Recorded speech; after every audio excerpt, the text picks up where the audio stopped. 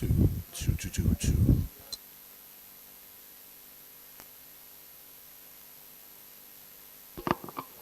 2. 1, 2, 1, 2. 3, 4. 2.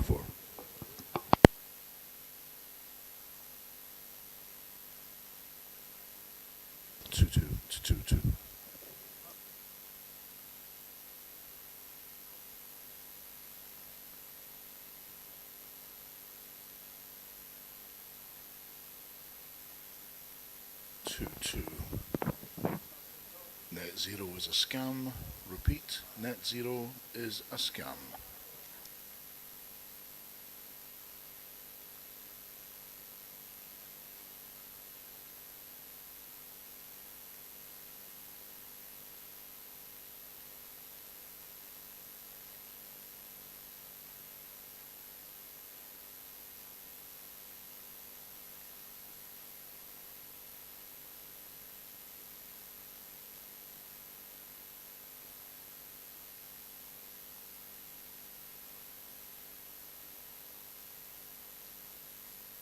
Hello, how are you?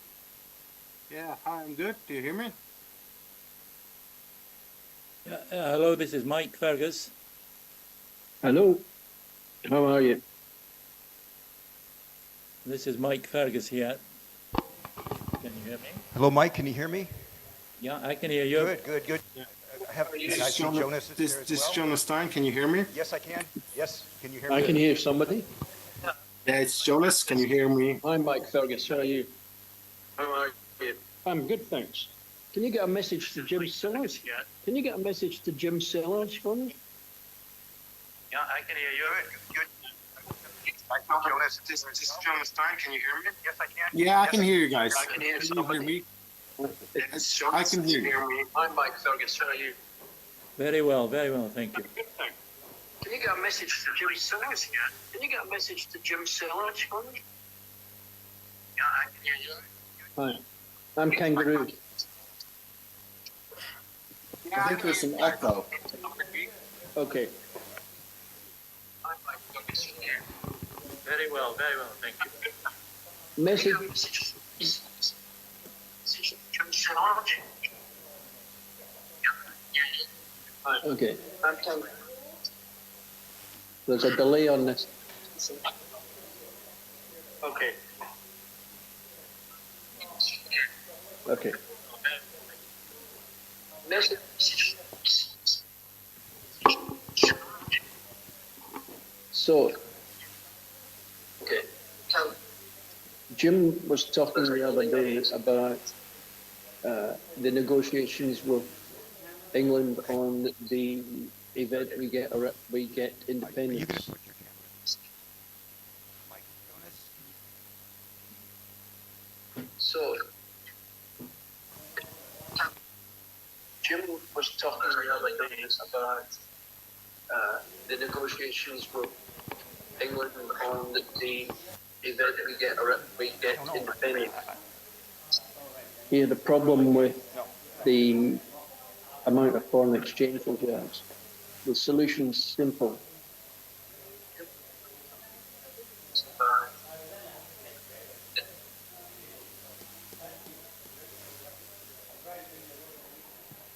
No, 100% yes. I'm not sure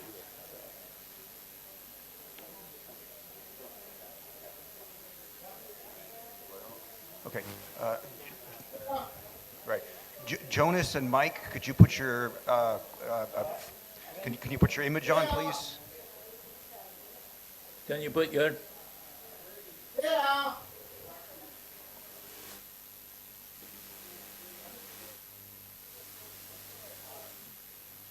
So Mike, can you hear me?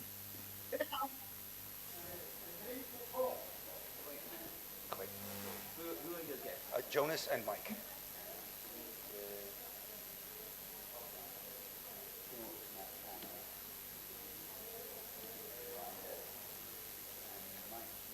Mike, yes, Mike and Jonas.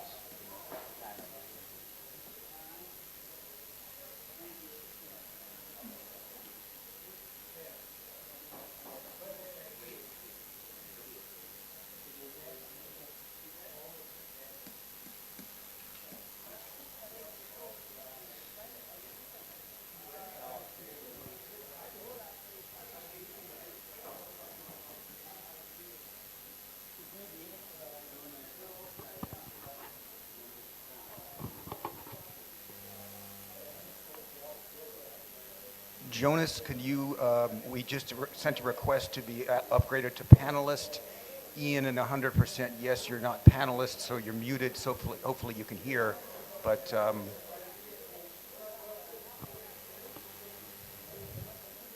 Mike, you're muted as well. If you could, let's see. Right, I'm unmuted now. I'm unmuted now. Yeah. I'm unmuted now, and I am a panelist.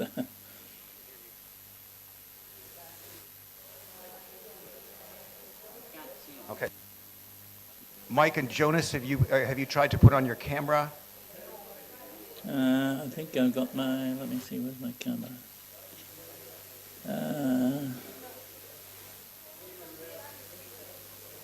Hold on, yeah. There we are. Good. Yeah, Excellent. Try to do the same for Can Jonas. you hear me as well? I can see you. So.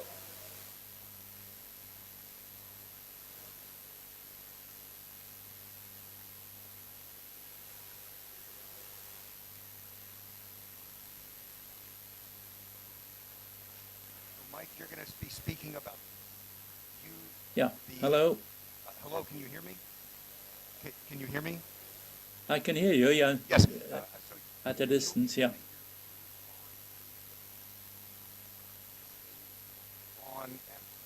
Can you hear me? Yeah. 1, 2. Can you hear me? Yes, can you hear me now? Can Yes. you hear me now? I'm not sure if I have. Okay, we're trying to get this sorted. Can you hear me, Mike? I can hear you. Oh, good. And so, Mike, you will be speaking about the attitudes of the different parties in Norway regarding the EU. Yeah, okay, perfect. Thank you.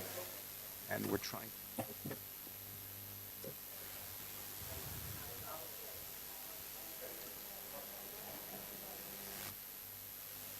And would you like me to begin now? No, not yet. Okay, fine.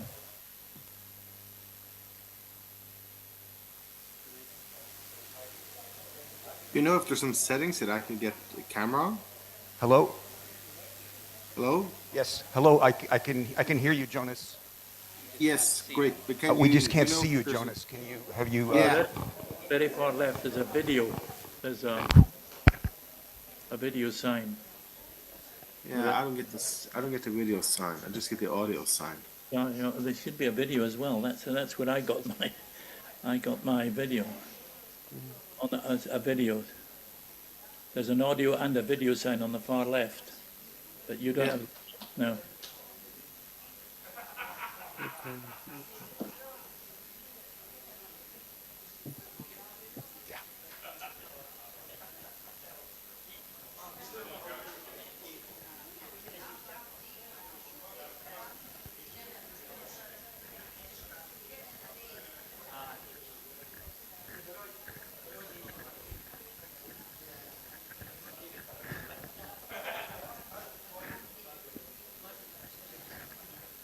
I can try and log in again.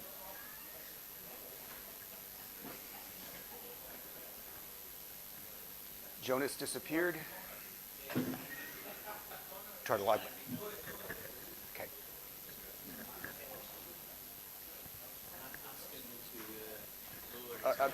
Mike, can you lower your camera just a bit so we can see your? Let me see. Perfect. Thank you. Hold on. Yeah. There. Perfect.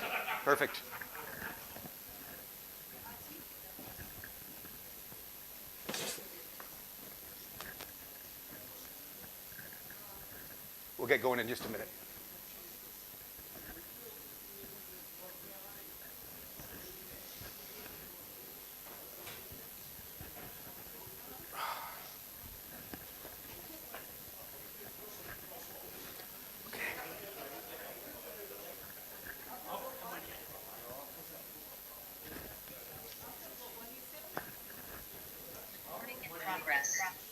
Okay. I see you're back, Jonas. I don't see your image yet. Can you switch on your video, Jonas? There you, yay, there you go. Excellent, excellent. And Jonas, can you tell me a little bit about what you want to speak about in your presentation? Yeah, I had something in general about the EEA agreement, how it works, and how Norwegian and the historical background for it in Norway. Perfect. Because I'll be speaking very generally about EFTA and the EEA, but if you can go into more detail on the EEA, that would be perfect. Yeah. Perfect. So how long do I have? 15, 20 minutes. I'll go first, and then either you or Mike can go after that. It's up to you. Do you have a preference, Mike, or would you? Let's see. So Mike's going to be speaking about the attitudes of the different parties in Norway regarding EFTA and the EEA, and then maybe Jonas, if you follow me, so I'll go first, and you go second. So you'll be talking about the EEA, and then Mike can talk about the views of the parties on the in Norway. So I'll go first, Jonas second, and Mike third. Is that okay? Perfect. Okay. Perfect. Great. Okay. Fantastic. Okay. At least the technology is working. We're very relieved. That's great. We go into just a minute. So.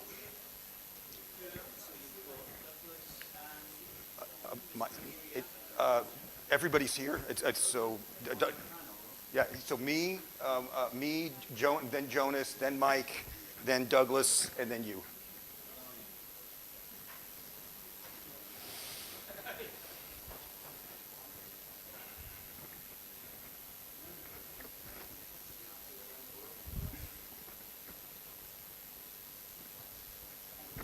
Okay. Does that flip on?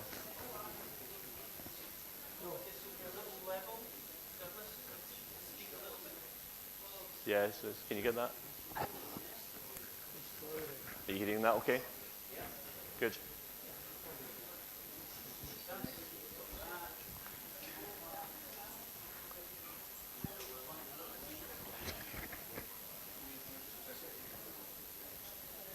We got a few more people filing in, so.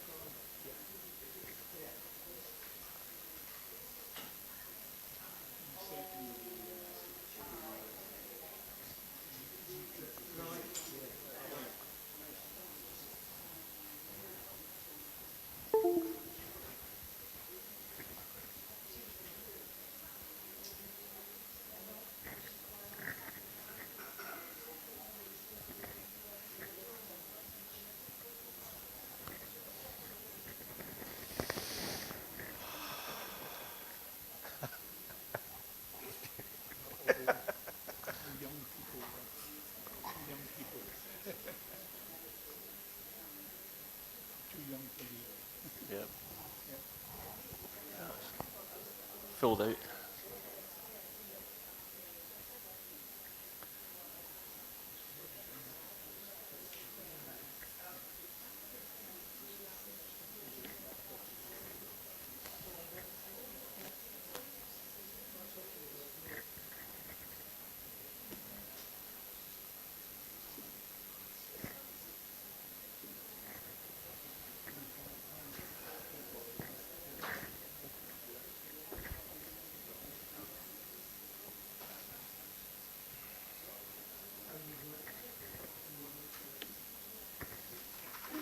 Yes. Last, you know when Professor Stien, when he gives his talk, Yes. will he be able to see the audience? He'll from behind. He'll be able. I think he'll be able to see the screen. But oh, okay. If I don't.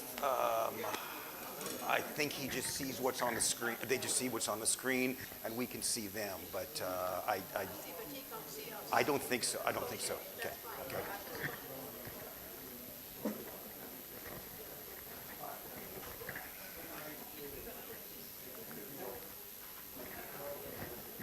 you know Jonas, or do you know Jonas? Do you know Jonas? Well, I grew up there. Okay, okay, okay. Okay. Do you know Sarah Saliers? Yeah, you know her. Yeah. And then we're ready to go when you're ready. Do you want Douglas to be on your didn't first? I was going to go first, and then. Then you're going to go to the screen. Okay. Yes. Is that right? Yes. Okay. Right.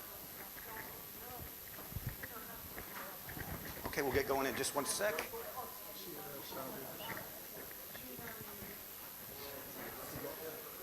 Pronunciation of the name?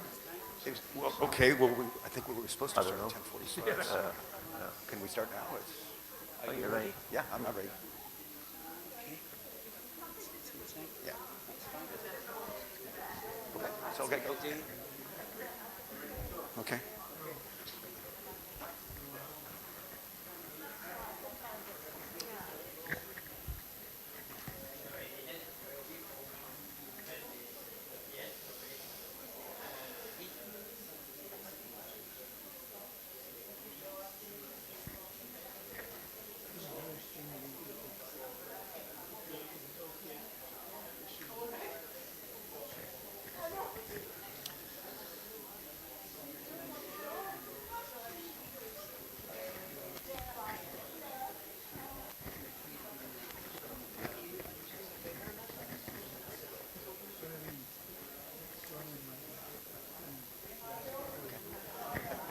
Is that what they see?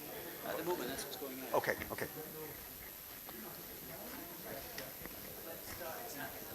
Okay, okay. Okay. Exactly 11. We're going to start. 10 start minutes it. time. Yeah, we'll start in 10 minutes exactly. So we'll start at 11 o'clock. Okay? Yeah. 10 minutes, yeah. That way, okay? Okay. All right. So just Jonas and Mike, as I said, we'll start it exactly at 11 o'clock.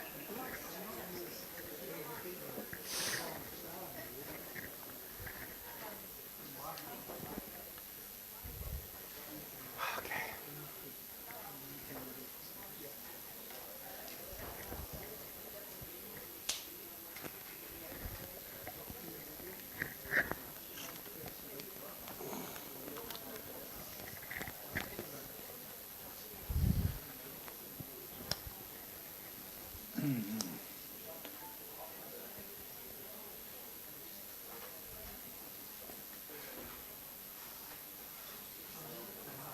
Yes. The magic carpet.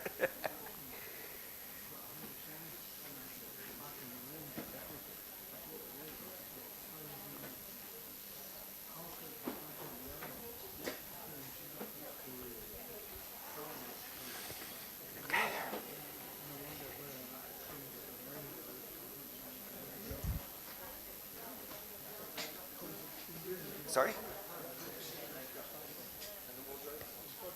Sorry? So you've seen makeup and wardrobe for the film. The last thing on my mind. This was trying to be an SMPMP. They asked me to make some films for it. I just couldn't get her to understand. I said to her, BBC was saying you generally one to sort the script out, one to sort your movie with the director, one for the wardrobe, one for the makeup, and one for the hair. She didn't get it.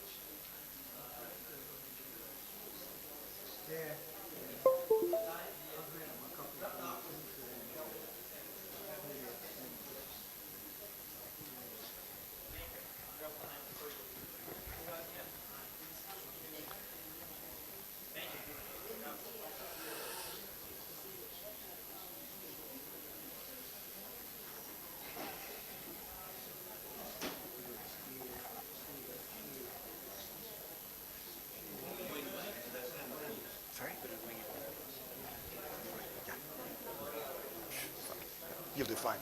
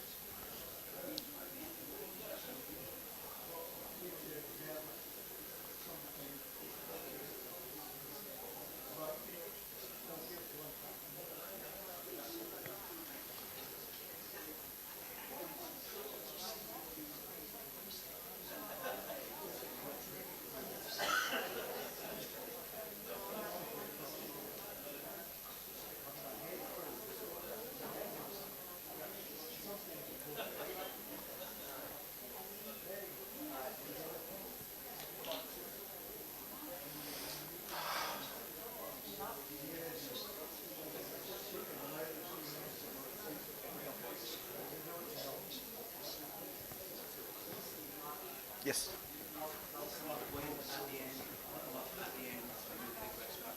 Okay. Yeah, yeah. Okay. I can do that. Yeah, yeah, yeah. Oh, the microphone? Okay, good. We'll put it up on the podium here, so I'll have it. That's fine. That's fine. Okay, let's go.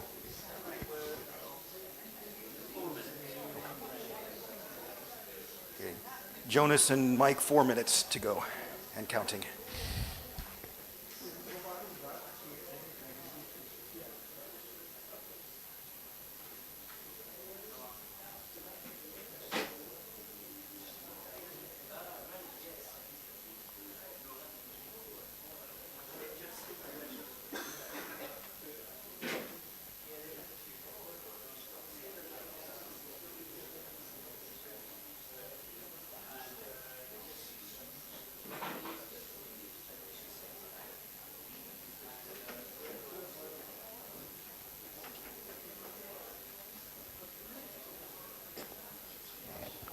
I know, crazy.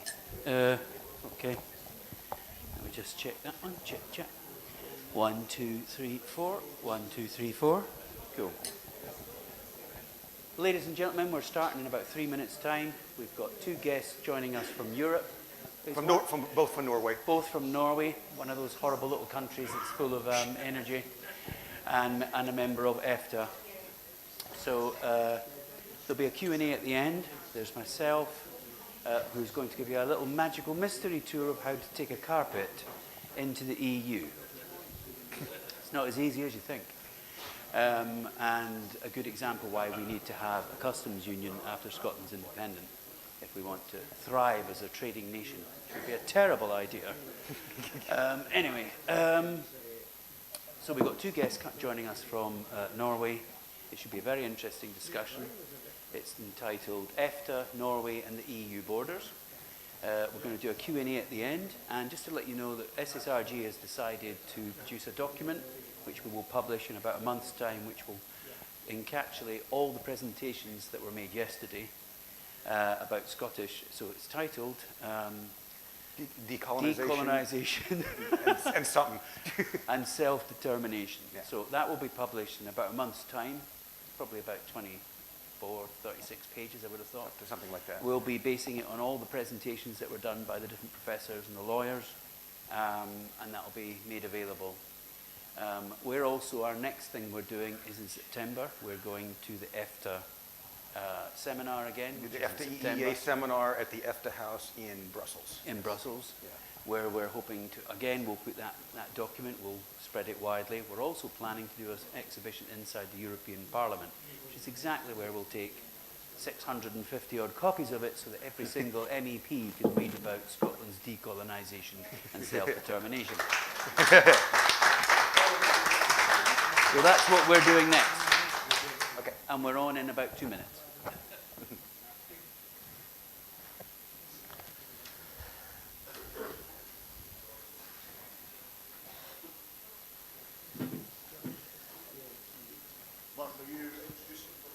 Yes, yeah. Lectern, yes. It's either podium, pulpit if I was a priest. Pulpit. Yes, a pulpit, yeah. Right, folks, we are live online.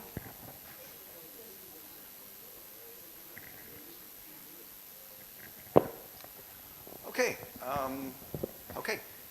So, are they going to see me on the screen, or? Yes, they should see. Yes, they do. They see the main shot. Yes. Okay, good. Okay, welcome everybody. Thank you for coming, and we thank you for such a lovely turnout yesterday. And it's obviously less numerous today, but that's understandable after such an exciting Sunday. I just wanted to make a couple of remarks. I know that some of you seen the barcode that we were supposed to have a survey, and we've just been so busy we haven't had the time to put the questions into the survey. So we hope to do so very soon, and we'll send that out to you after that. We wanted to have it ready for this afternoon for the wrapping up session, but we just haven't had the time to deal with it. So our excuses for not having accomplished that, but we had a lot more things on our plate. So today I'd like to talk about the EFTA and the EU and the differences between these different institutions. Of course, Scotland was a member of the European Union as part of the UK. The UK joined the EU in 1973 with the passage of the European Act. I forget the exact name. Prior to that, the UK, along with other current EU countries, was a member of EFTA, the European Free Trade Association. EFTA was formed in 1960, and it's had different members over the years. And perhaps Jonas can give a little more detail on this when he speaks about the EEA. But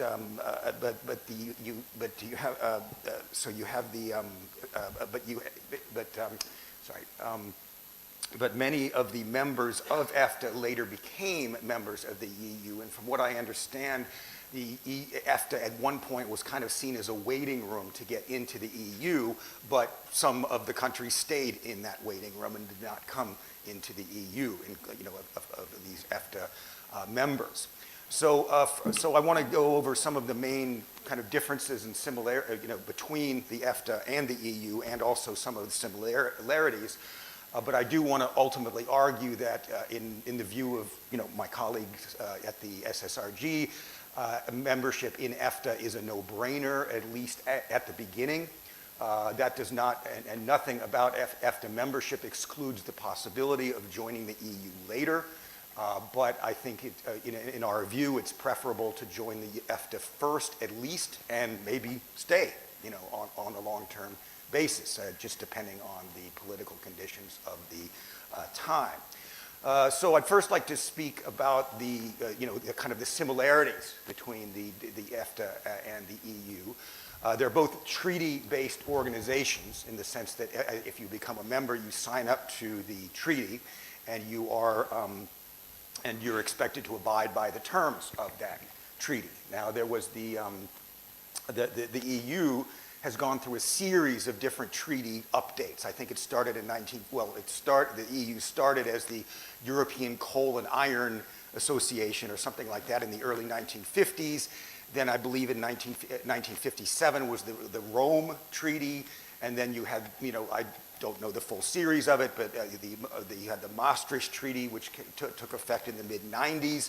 And this was when the EU really opened up and people were able, including myself, were be able to have a EU passport, of one of the member countries, and be able to work and live in any other EU country, which I took advantage of because my father was British.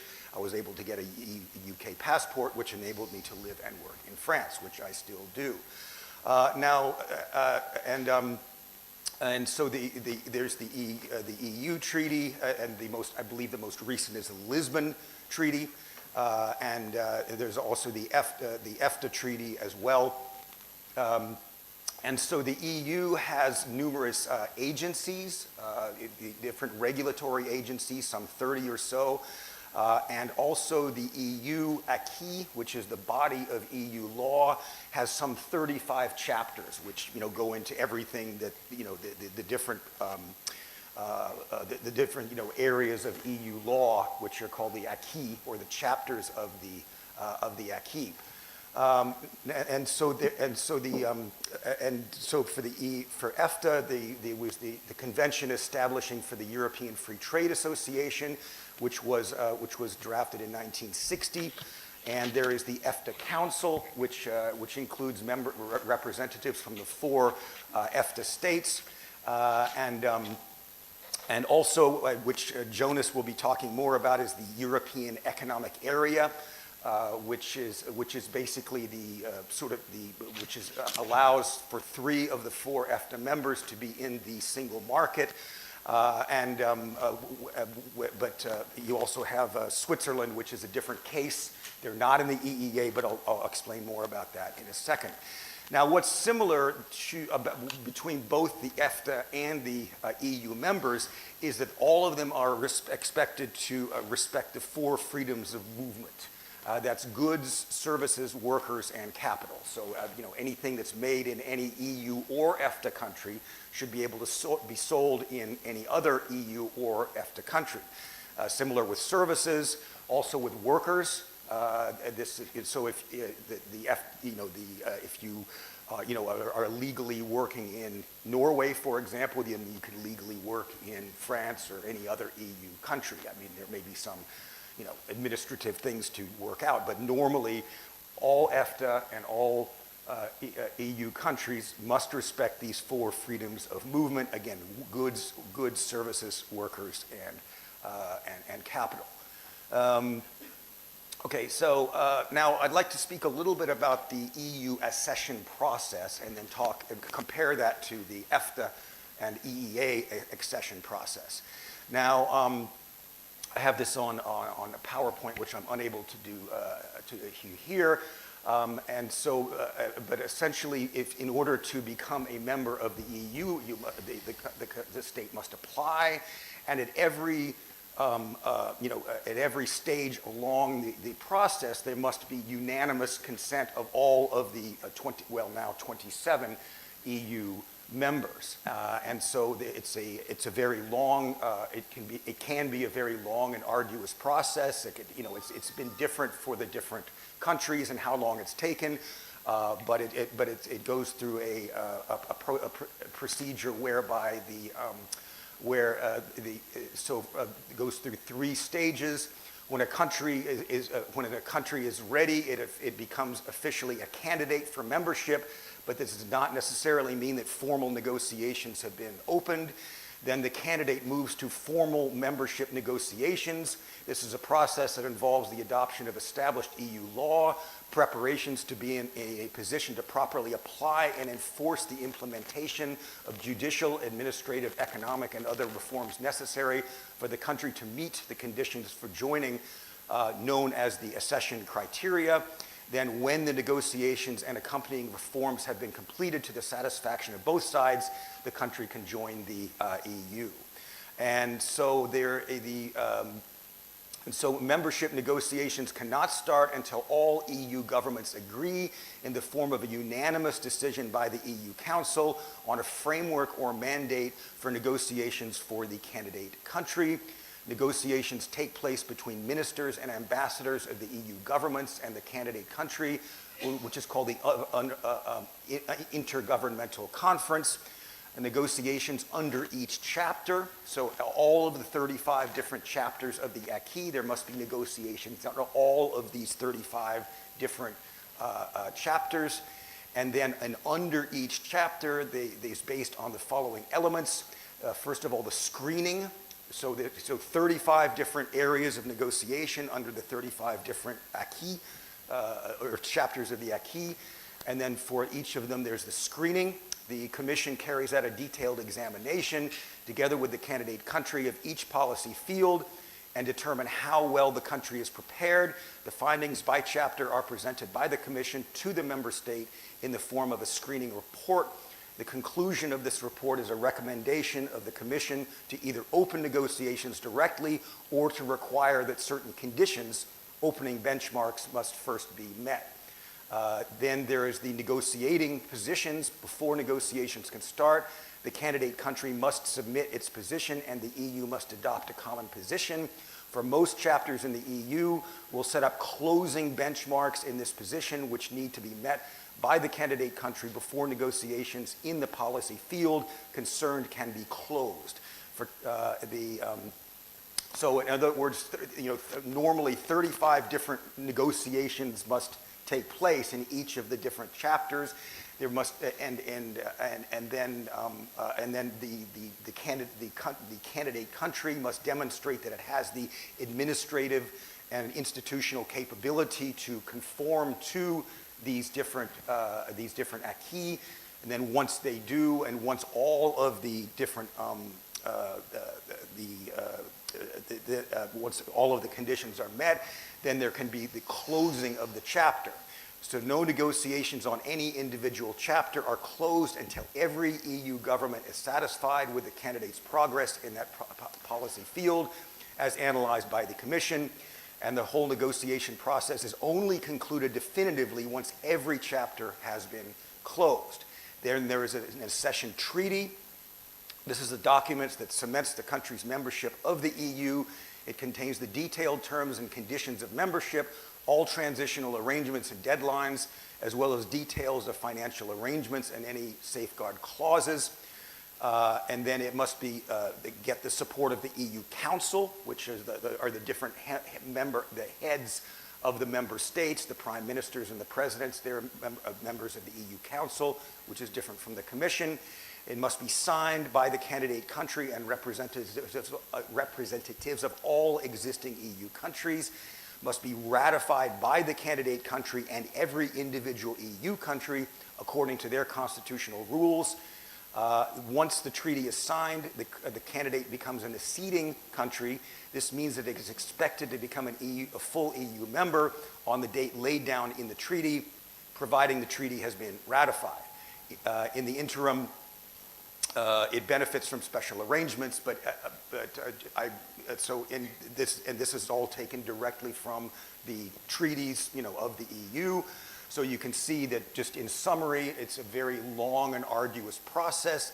It involves negotiation in 35 different chapters of the acquis, and it must be verified that all of the institutional and regulatory capabilities within each of these 35 chapters must be respected, and it must become unanimous, with all of the EU countries, and any EU country can block the candidate from becoming an EU member. So it's a long, arduous process that's fraught with any one country making life difficult and conceivably blocking. So everything has to be unanimous, and I think that's something that's very important. Okay, this is compared to the EFTA accession process, and this is taken directly from the EFTA treaty. And then, so in Article 56, any state may accede to this convention, the EFTA convention, provided the Council decides to approve its accession on such terms and conditions that may be met by that decision. The instrument of accession shall be deposited with the depository, which shall notify all other member states. This convention shall enter into force in relation to an acceding state on the date indicated in that decision. The Council may negotiate an agreement between the member states and any other state, union of states, or international organization, creating an association embodying such reciprocal rights and obligations, common actions, and special procedures as may be appropriate. Such an agreement shall be submitted to the member states for acceptance and shall enter into force, provided it is accepted by all member states. Instruments of acceptance shall be deposited in the depository. And then Article 57, withdrawal.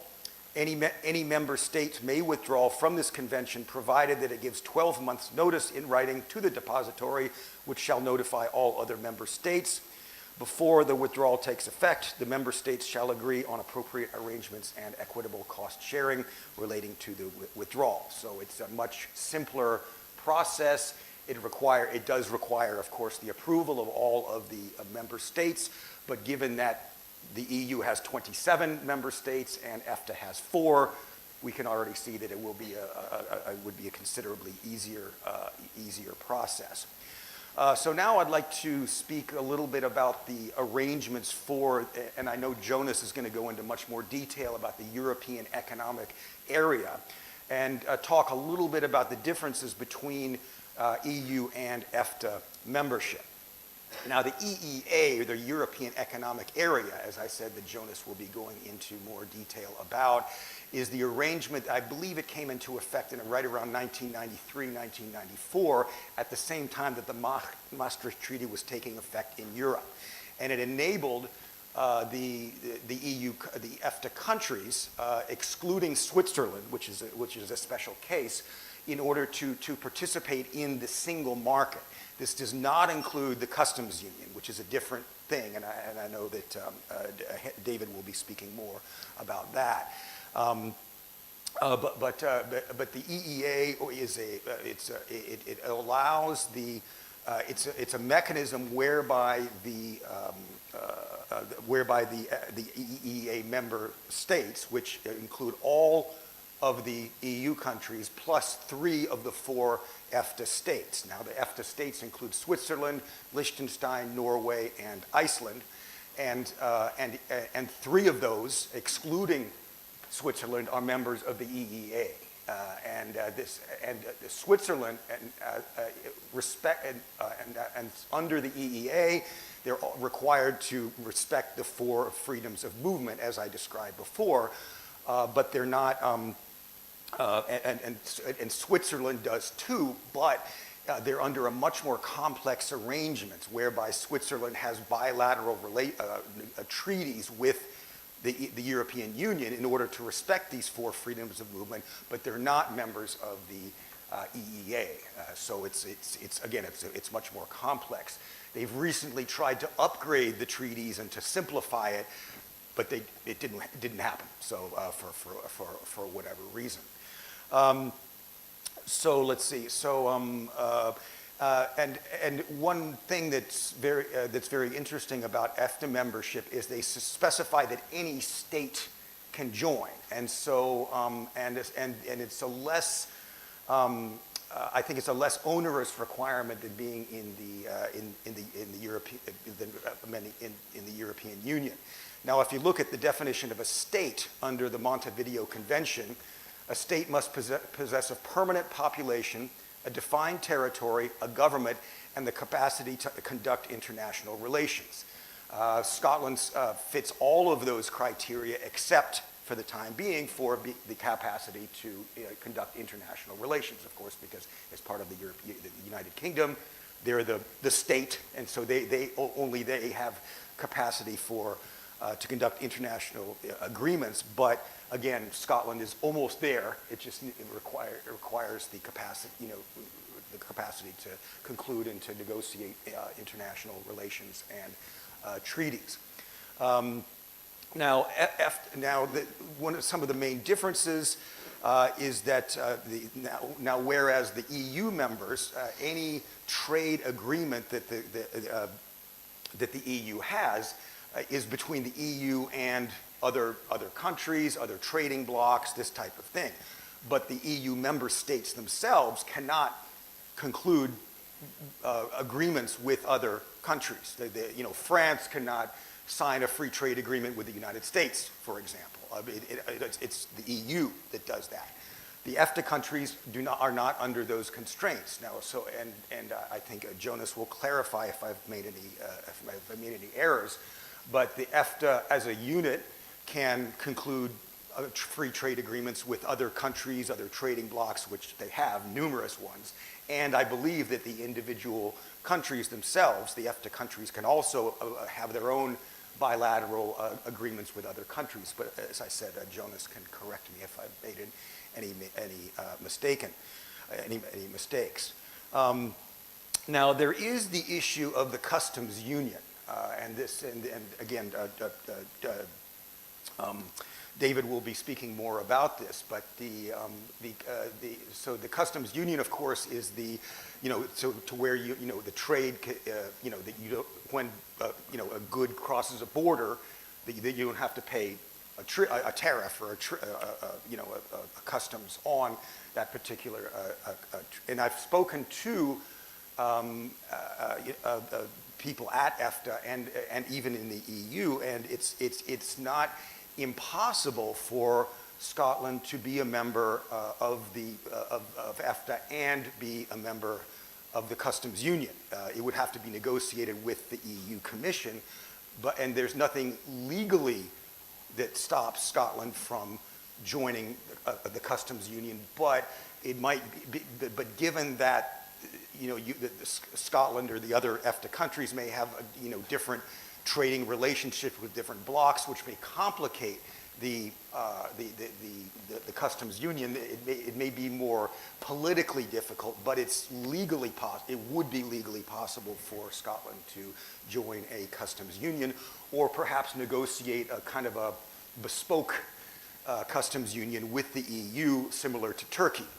Turkey, for example, has is part of the customs union with the EU, but I don't believe it's quite on the same terms that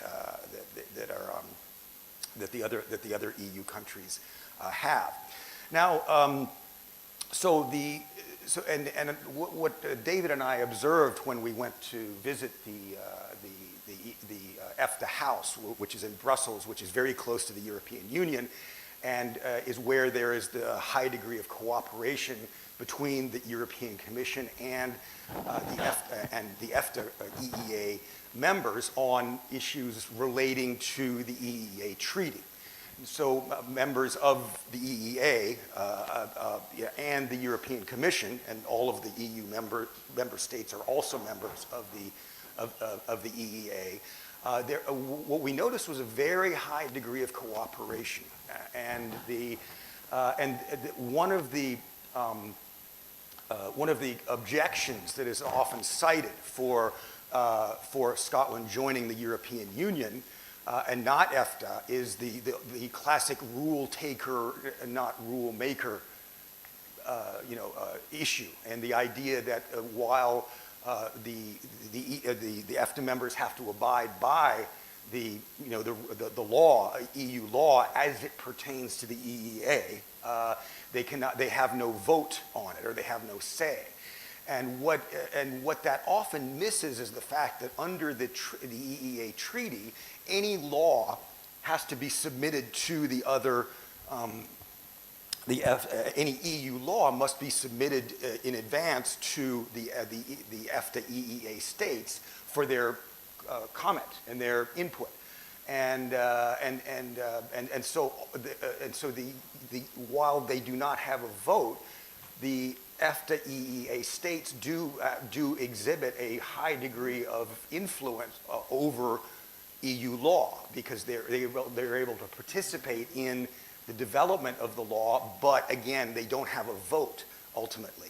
So that's an important distinction. And while there is this kind of rule taker, rule maker, I asked them specifically, have there ever been EU laws that you felt were rammed down your throat and you weren't able to have an influence on it? And they couldn't really cite any examples that they really objected to. In other words, there was a high degree of cooperation between the EFTA EEA states and the European Commission. And, you know, the degree of cooperation was such that they didn't really have any problems, you know, with it. But again, they don't have a vote. Another issue is the EU agencies and the participation of the EFTA states in the EU regulatory agencies, and this is very possible. And again, we observed a high degree of cooperation between the EFTA EEA states and the European Commission in the running of the agencies. Again, they don't have a vote. The EFTA EEA states don't have a vote, but they can participate in these different agencies. An example would be Eurostat, you know, the statistics. And so you have cooperation of the EFTA EEA states in Eurostat. You know, that's just one example of many where, again, the EFTA EEA states can participate in the agencies. They participate in the single market. And there's, again, we observed a very high degree of cooperation between the different, between the EFTA EEA states and the European Commission. So I'll probably leave. I'll probably leave it there but just to kind of sum up, the big differences between the EFTA and EFTA EEA states and the EU. The accession process for the EU is much more complex, involves negotiations in 35 different areas of the acquis, of the chapters of the acquis. And any state of the 27 member states can, every stage of the accession process requires unanimity among the different member states.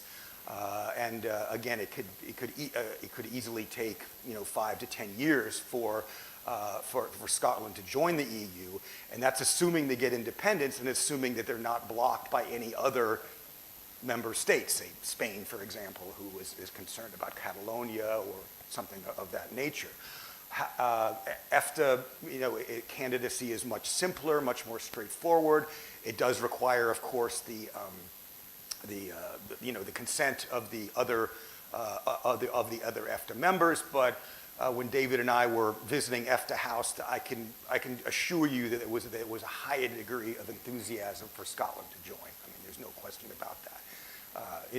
Overwhelming enthusiasm, I'll put it that way. And so now, and again, and so the accession process for the EFTA would be much easier. Also, nothing in EFTA membership prevents Scotland from joining the EU later. And I asked specifically about that. And given that, for example, the UK was a member of EFTA before it became a member of the EU, then, obviously it's possible. And also once Scotland regains its sovereignty and is able to negotiate as a state in itself with other countries, so many possibilities open up. And so maybe Scotland can join the customs union, and maybe they can negotiate an individual customs union, can be part of the EEA. Everything's possible at that point, but of course Scotland must become independent and have its regain its sovereignty in order to do that. And as I put the definition of a state, the only thing that's lacking for Scotland at this point is the ability to conduct international relations and conclude agreements with it. Somebody have a question? Yeah. Oh, okay. Oh, no problem. Okay. Okay, so I'll leave it at that, and we'll. Sorry. To Jonas. Jonas is going to speak about more about the European Economic Area. Just very quickly, as I said before, it's under. Well, I'll leave it to Jonas to describe the EEA. So over to you, Jonas. Thank you.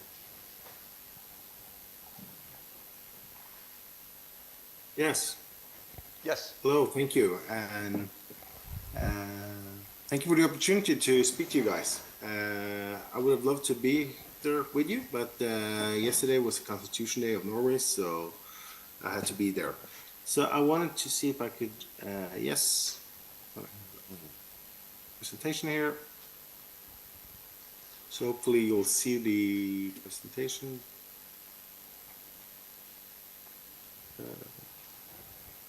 Just see. Do you see the presentation? Yes, yes. Yep. Perfect. Excellent. Okay. See if I can do it like this. Okay. So basically, I'm going to talk about Norway and the EU. Do a little bit about the historical background, the political cooperation, and the EEA agreement, and a little bit of the cooperation at the administration. I've changed that a little bit. So the historical background is that this is a question that split Norway. So it first became relevant in the 1960s, but when Charles de Gaulle said that no to the UK, Norway's plan to join the EEC was also stopped early in. Instead, Norway formed the EFTA, as Mark talked about, but when the issue about membership resurfaced in the 1970s, when UK, Denmark, and Ireland applied for EC membership and to leave the EFTA. So in order to do that, so the majority of the parliament was in favor of joining the EU, or the EC, that it was called at the time. But the ceding sovereignty required a 3/4 majority, and therefore the parliament wanted a referendum, because it was unlikely to get 3 or 75% support in parliament. So Norway held a referendum in 1972, and it was a massive mobilization. So it was an alliance against the cities, and with rural areas, with labor movements, and etc. And the no's won. So, but as some of the scholars have said, this was underlying the center-peripheral cleavage in Norwegian politics, with people saying it's far away to Oslo, but it's even further to Brussels. So then, in 1994, there was a new debate about joining. Following the European Single Act at the Maastricht Treaty, the EC agreed to close the cooperation with the establishment of the European Economic Area, the EEA. So the intention for this was to be temporary. So it was meant to be sort of like a stepping stone into permanent EU membership. And it started in 1994, and Sweden, Finland, and Austria voted in favor of joining the European Union. However, the referendum was in the same year. I was a young kid at the time, but I still remember it vividly because it was everywhere. It was so mesmerizing. And so the Norwegian Peripheral Alliance won again. So it reflected the same cleavage, as you've seen, between the Centre, the Labour Party, the Conservative Party, the Confederation of Norwegian Enterprise, and the media. They supported membership, while the people, so-called people in the periphery, opposed it, including the, as you see up north, you can see the, where I'm from. I'm an associate professor in political science at UiT, the Arctic University of Norway. So it was more than 70% no votes in 94 and in 72. The Norwegian political parties, I'm going to leave that to Mike. So, but there's just really. So, but how I would describe it is that the EEA has sort of become the Norwegian compromise. And this is from an op-ed I wrote in one of the major newspaper in Norway, saying the country that loved the EEA. So the EEA actually works perfectly for business and for the population. So for the business sector and population, it works smoothly. As in 2019, 75% of Norwegian exports were directed to the EU, and only 60% of the population supported terminating the EEA agreement. So it has a strong support among voters. However, some scholars, like Eriksson, said that it's a tenant contract, highlighting a democratic deficit, and I'll come into that. So Norway is subject to a lot of EU legislation without formal membership and with limited real opportunities to influence the content of the law it is obliged to implement. However, as Mark said, the benefits from the legislation, it's really good. And for the majority, the best thing to say about the EEA agreement, it gives a lot of legislation that is high quality, and if it works for 27 countries, it will most likely work for Norway as well. So it has, the EEA agreement has few passionate advocates, but a broad majority accept it as a practical arrangement. So this is how it actually works. I'm going to do it a little bit about that. So it was a big commission report in 2012 called, and the title was quite good because it says outside and inside. So even though all the governments said that they want more active European policy, in practice, Norway becomes reactive. So a lot of the legislation is passed in Brussels and it's implemented in Norway. So the Commission says that since signing the EE agreement in 1992, Norway has become increasingly intertwined with the European Union. Cooperation has expanded into a growing number of policy areas, and today agreements have significantly implications for Norwegian law, public policy, and daily lives of citizens and business alike. So we've gone from around, I think it was around 1,800 acts till 92, and now there are 12,000 acts. And I think this is important to understand. This, the EEA agreement is a dynamic agreement, so it will change all the time. It only works if new legislation that is happening in the EU is constantly implemented into Norwegian law. So they also say that the most problematic aspect of Norwegian's model of association is that the country has in effect committed to adopting EU policies and regulations across a wide range of areas without being a member state and thus lacking voting rights. This situation raises important democratic concerns. Norway is not represented in the decision-making processes that directly affects in domestic affairs and has negligible influence over them. Furthermore, the current form of affiliation with the EU constrains political engagement and public debate at a national level, making it difficult to scrutinize governmental actions and hold political authorities accountable in matters in European policies. And that's one of the criticisms against the EEA agreement. So what it is that the rest EFTA countries, Norway, Iceland, and Liechtenstein, so it's an agreement between Norway, Iceland, and Liechtenstein on one side, and European Union on the other side. It's dynamic and open-ended agreement. It grants full access to the EU's internal market, which accounts for approximately 75% of exports. As I said, it has going from 1,849 acts to 12,000 acts. But it's also formalized cooperation in other areas, such as education, research, which is very important for my line of work at the university, culture, and environmental protection. A big caveat is that agriculture and fisheries are not included in the agreement. So Norway is a part of the single market in every aspect except when it comes to agriculture and fisheries. So we have trade fees that Donald Trump can only dream about. We have almost 400% at beef, for instance, to protect Norwegian farmers. But we have free movement of persons, services, capital, and goods, and apply between the EU and EEA agreement. And as an EEA citizen, we also have rights as citizens to move across different countries, and it's very easy. And common competition rules require that national projects exceeding a certain threshold must be subject to tender throughout the entire EU EEA agreement. But you also have to pay for it, so the EEA contribution for market access was approximately 2.7 billion euros for the period 2014 to 2021. But as I said, the Norwegian Prime Minister, when you guys were discussing Brexit, she would say that she would not recommend going for the EEA instead of EU membership to Cameron at the time.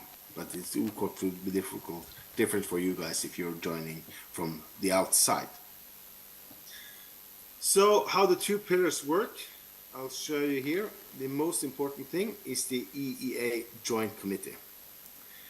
So the EEA is a sort of structured in the same way as the EU system, so it can work together.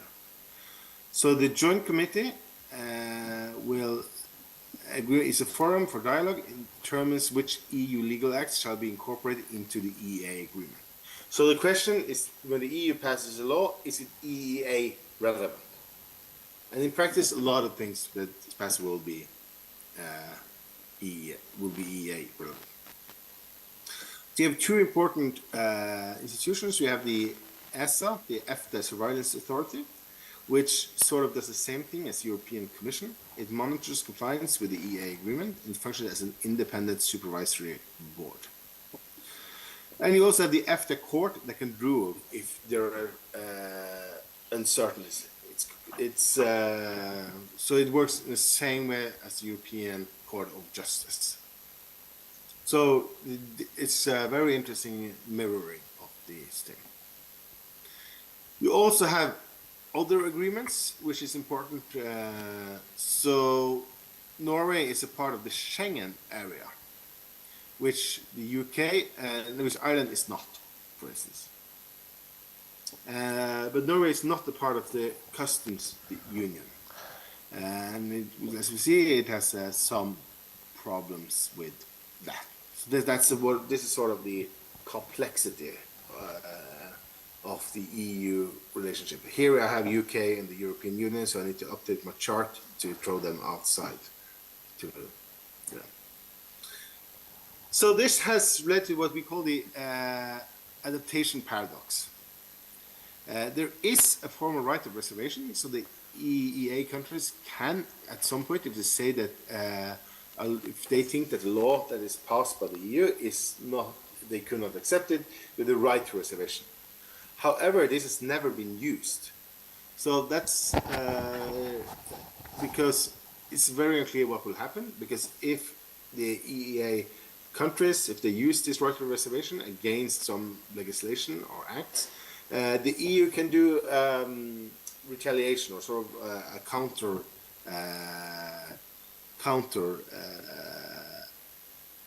policy. So the retaliatory measures would be seen that the cost is too high. And as I said earlier, a lot of the policies implemented from the EU is actually very good policies that work very well. So this is the adaptation paradox, that the Norwegian state institutions and society have undergone significant Europeanization, despite the state maintaining a relatively passive European policy posture.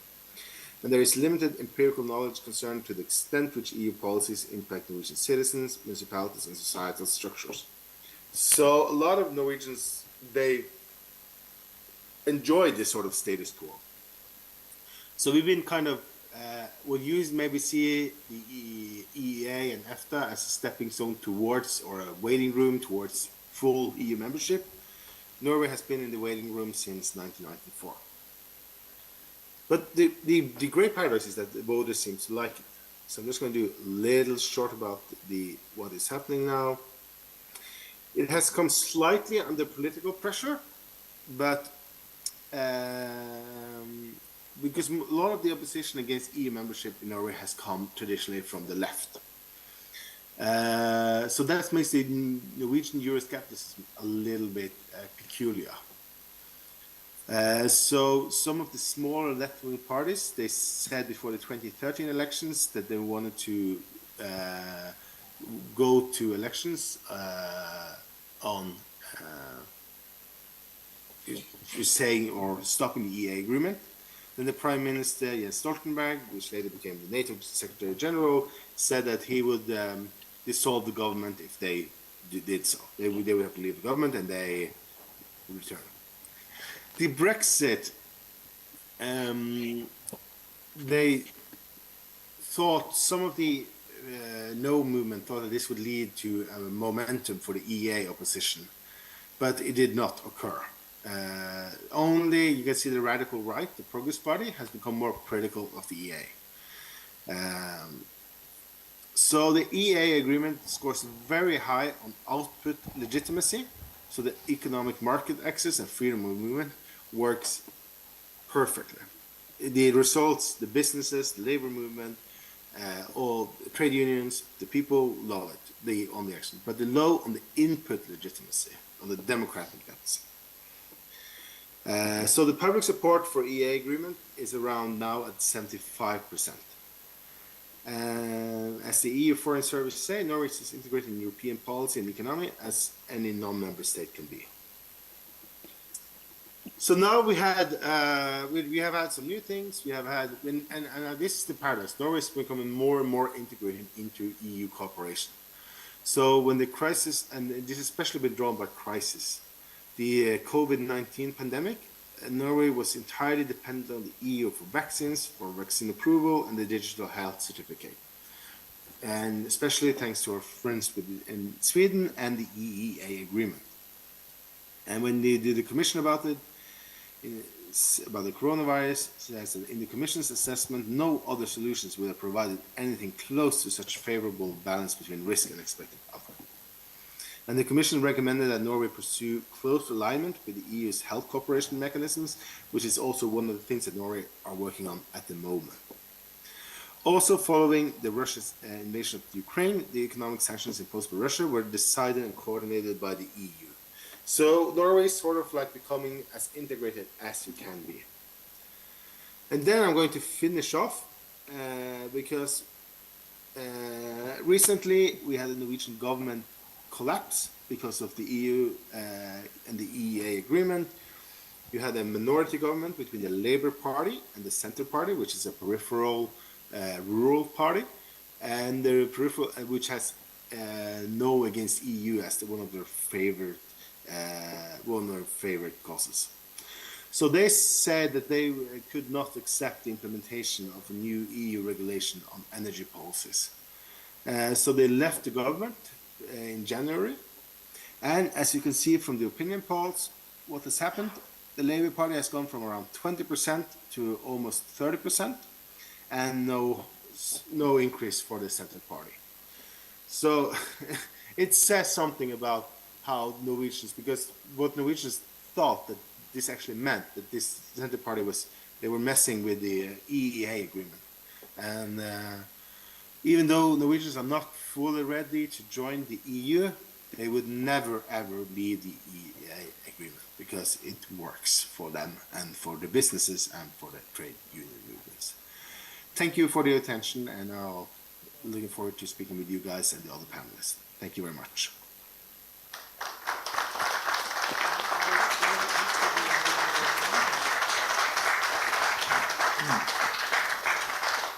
Okay, thank you very much, Jonas. I did have a question before we go on to Mike Fergus. You mentioned that the Norway or the EEA not being in the customs union poses some problems, and I was wondering what those problems were. You know, what is if you could explain that a little bit. Yeah. I think that's it's a very good. Thank you for it's a very good question. As you have brought it into the presentation, because it's actually now with the Trump trade wars and the tariff wars.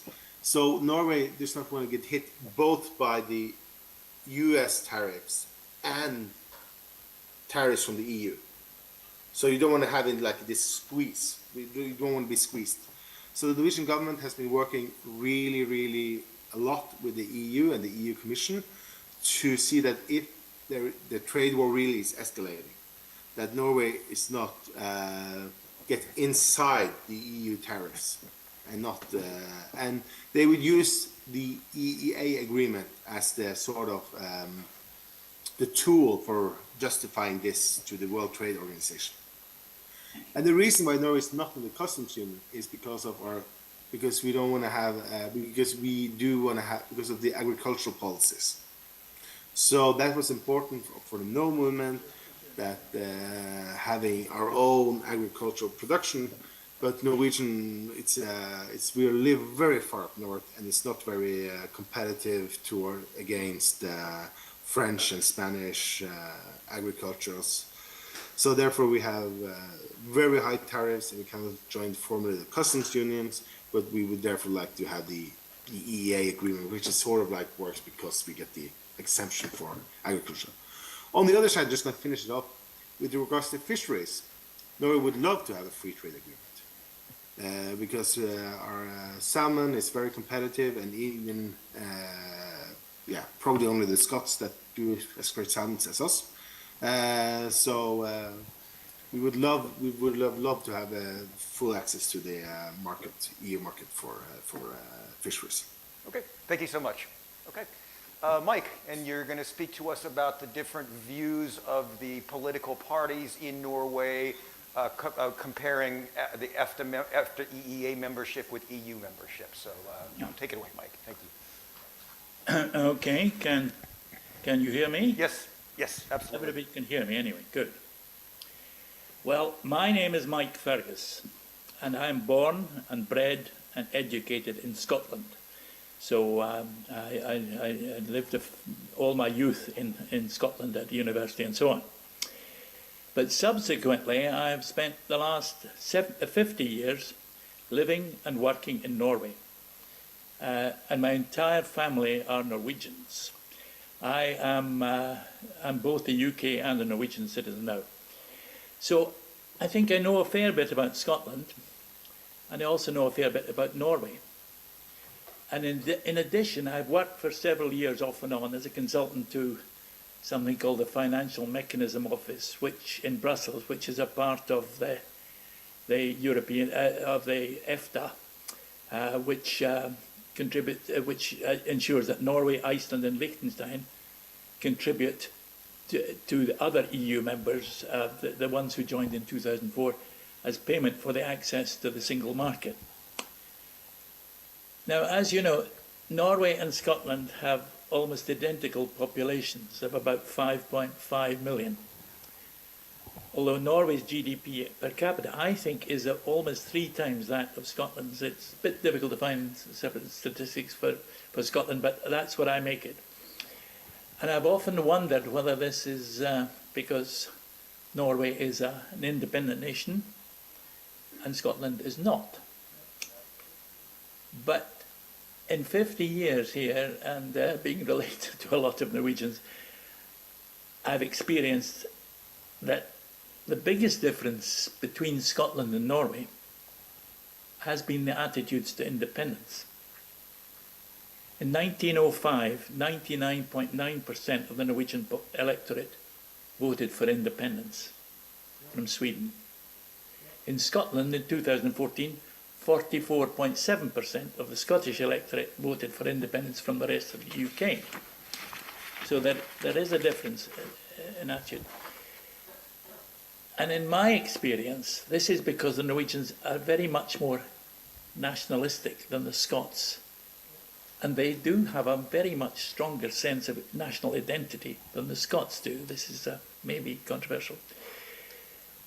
But I think, and this I think is because Norwegians have a very much fewer, and Jonas may correct me, but they have very much fewer cultural or family links with Sweden or Denmark, which was the ruling power until 1814. Scots have much closer links, and culturally and economically and family-wise, with England, with whom it's shared a parliament for over 300 years, and much more so than Norway has with Sweden or Denmark. Most of my Scottish relatives live in England now. And here I feel, and I've checked this with lots of family members, here it's very unlikely that my family would ever have moved to Sweden or to Denmark. So I think the struggle for independence in Scotland has been a bit more uphill battle than in Norway. And my own impression is that the ties between Norway and Sweden, when Norway was under the Swedish crown between 1814 and 1905, they were much weaker than between Scotland and the rest of UK. Norway has had its own parliament under Sweden for 91 years. And of course, Norwegian and Swedish, they're really quite different languages. So I feel this has strongly influenced Norway's attitude to supranational bodies like the EU, EFTA and EEA. Norway became a member of EFTA, as we heard, in 1960, and in 1994, a member of the EEA. when EFTA associated with the EU. However, as you've heard from Jonas, in 1992, Norway voted 53.5% to 47% against membership of the EU. And in 1994, they voted again 52.2% against 47% to join the EU. So Norway remains in EFTA with Iceland and Liechtenstein and Switzerland. And this attitude towards supranational bodies is reflected in the Norwegian Parliament. And I think Jonas was going to show a slide, he can maybe show it later. But in the three main parties in the Norwegian Parliament, there are only 3 of them for Norway joining the EU. And they represent only about 44 of the 169 seats in the Parliament. And at least one party probably wants to pull out of EFTA. I mean, Jonas can maybe correct me here, but I think Centre Party would like to renegotiate EFTA at least. And there's a movement which I've run into quite often, the No to EU movement. It's got over 20,000 members, active members, who are campaigning against Norway joining the EU. And the pro-European movement has only got 5,000 members. So the latest polls amongst the Norwegian population says about 35% of the population think that Norway should apply to join the EU, and about 45% are still against. So although the 2 main political parties in Parliament, the Labour Party and the Conservatives, are for Norway joining the EU, both seem very reluctant to call for a new referendum. I don't think they're going to do that in the next election in September. That would be 31 years after the last one, because the problem is what would happen if they lost again. That would finish the EU debate in Norway forever and a day. So maybe a different approach would be more practical. Now, as over 60% of Scots voted to remain in the EU in the Brexit referendum in 2016, I can understand that an independent Scotland would be interested in joining the EU, and if that was not possible, in EFTA, which is why some of you here now are looking into Scotland's, think that Scotland should look to Norway's experience of EFTA. I think I could say, well, I can it's been confirmed by Jonas that Norway is really quite happy with EFTA membership, which gives us access to the EU internal market, but not to the customs union. And I should also point out, and this is something I know a fair bit about, that our EFTA membership does cost Norway money.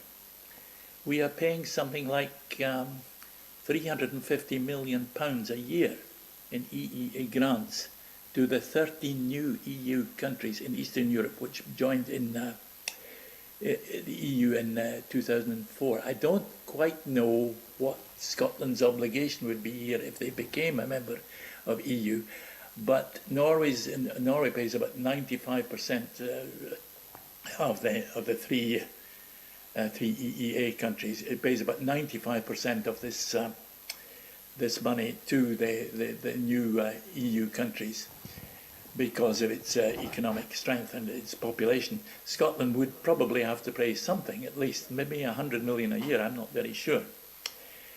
So, really, to conclude, I would advise the Scots to be a bit careful, at least, using Norway as an example in their discussions of the EU and EFTA membership.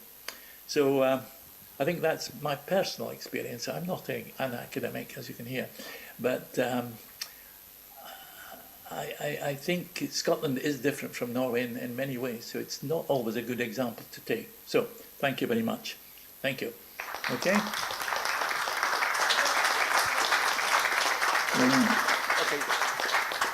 Thank you very much, Mike. I would like to, before we move on, I would maybe like to allow Mike and Jonas to go.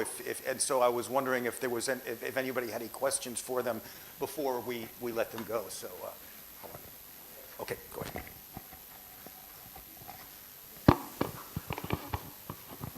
Hi, thank you. I'd like to know if Scotland currently has government-funded deregulation. It's not working. Oh, there we go. Deregulated free ports, courtesy of the UK government. Thank you. How is that compatible with EFTA and EEA membership? He was asking about the free ports and whether the free ports which are expanding in the UK and in Scotland, which I perceive, I think we just had a conference on it here at this SSRG conference, but the idea that these free ports become kind of regulatory black holes where we don't know what the regulations are, whether it be dealing with the customs or whether it be dealing with labor rights, this type of thing. And would that be, if these free ports develop further outside of EU or EFTA regulatory frameworks, would that make it more difficult to join EFTA and the EEA? Either. I can just say a little bit about the Norwegian experiences. Norway has had a lot of regional policies, especially for peripheral areas and for the northern regions that I know a lot about.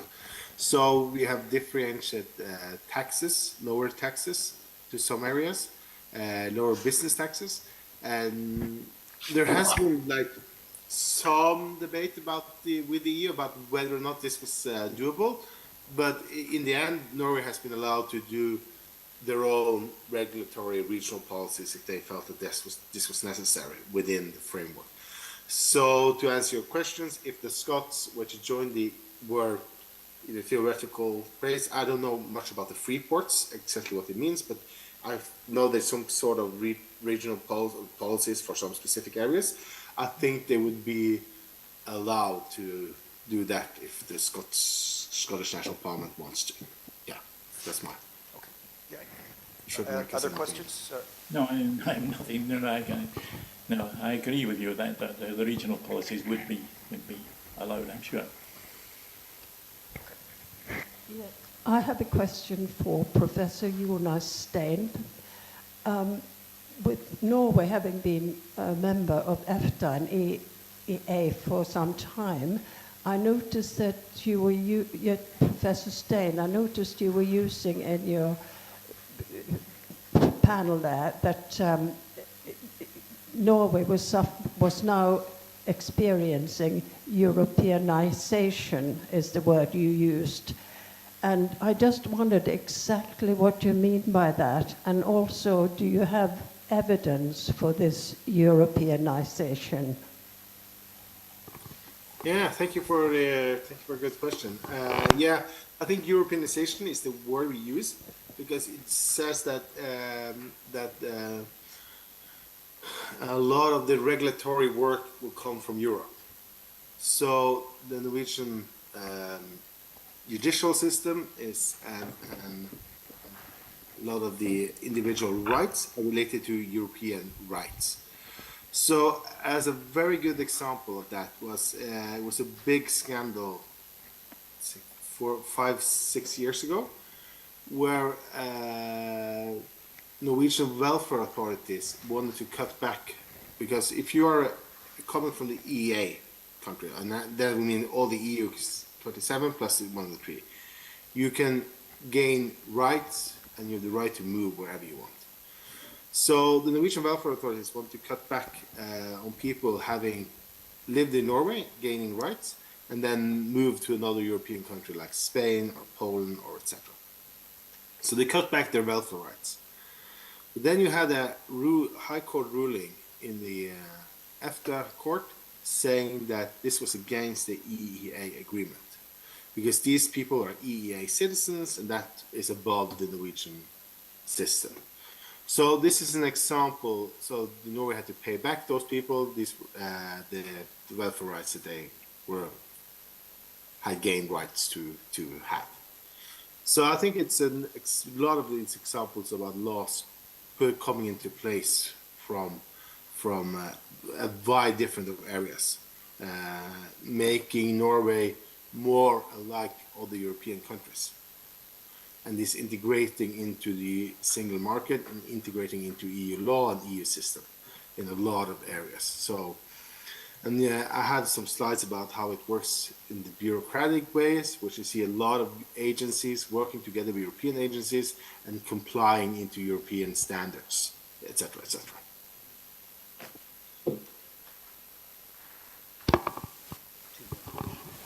Thank you. How does the border between Norway and Sweden work, given that Sweden is in the EU and Norway is not? Yeah, I'm situated a couple of hours for drive from the Swedish border. It works perfectly well because of the EEA agreement. In practice, this is what there is like it was between Northern Ireland and Ireland. There is no border for all practical term. And Sweden and Norway are very well integrated, especially along the inner parts of the countries where it's close to the border.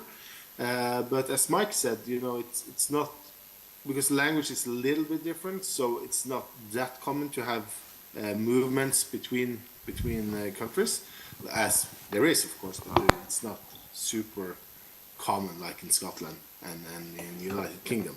So it's less integrated in that sense. But for all practical purposes, it's like for me as a citizen, I just go there. I can start working in Sweden tomorrow, and we get Swedes coming here working in hospitals, etc., etc. Very quickly, I wanted to follow up on that. Is how does the customs union, since Norway is not in the customs union and Sweden is, how does that work? I mean, for example, if there's a truck going from Norway to Sweden, are there customs checks, or how does that work? Okay, no. No, it's not. It's not a lot of red tape. It's for all practical purposes. The EEA agreement sort of trumps the customs part. So when you're part of the single market, there is no tariffs. So you're in actually the same market. So it's for every items except the big thing is there is not on agriculture. That's the biggest change. Thank you. Fisheries. We have another one? Yes. I'm Alan McMahon from Liberation Scotland. I'd like to ask Professor Stien about immigration, how it works. Norway, you say, is in Schengen. I don't know about the other members of EFTA. How does immigration work when you cross the border with the European Union, and you've got other members who have access to Norway, who presumably can also cross the border into the European Union? What are the provisions for immigration control, I mean? Yeah. It was a question, I think, about the immigration control. Mm-hmm. There again, it's you don't need a passport to go to Sweden. You don't need a passport to go to any other European countries. You need a national identity card to show your identity. That's if you're asked, but you will not be asked about passport inside the Schengen area. So, sorry? No, I was in Schengen. We're inside Schengen. Yeah. Yeah. So when I was traveling from the US a couple of years ago, landed in Frankfurt, and there was this huge queue where all the Brits had to stand, where we as EA countries could just walk in the EU fast track. So for all practical purposes, and for working rights, there's It's you can start working from day one if you're an EU member. So the most immigrants in Norway are from Poland. So a lot of building and construction are built by Poles and Eastern Europeans. So it's been a very part of the economic boom over the last couple of years in Norway. Okay, thank you very much, Jonas and Mike. We'd like to conclude with them so we can get on to Douglas Chapman. So could I please get a round of applause for our...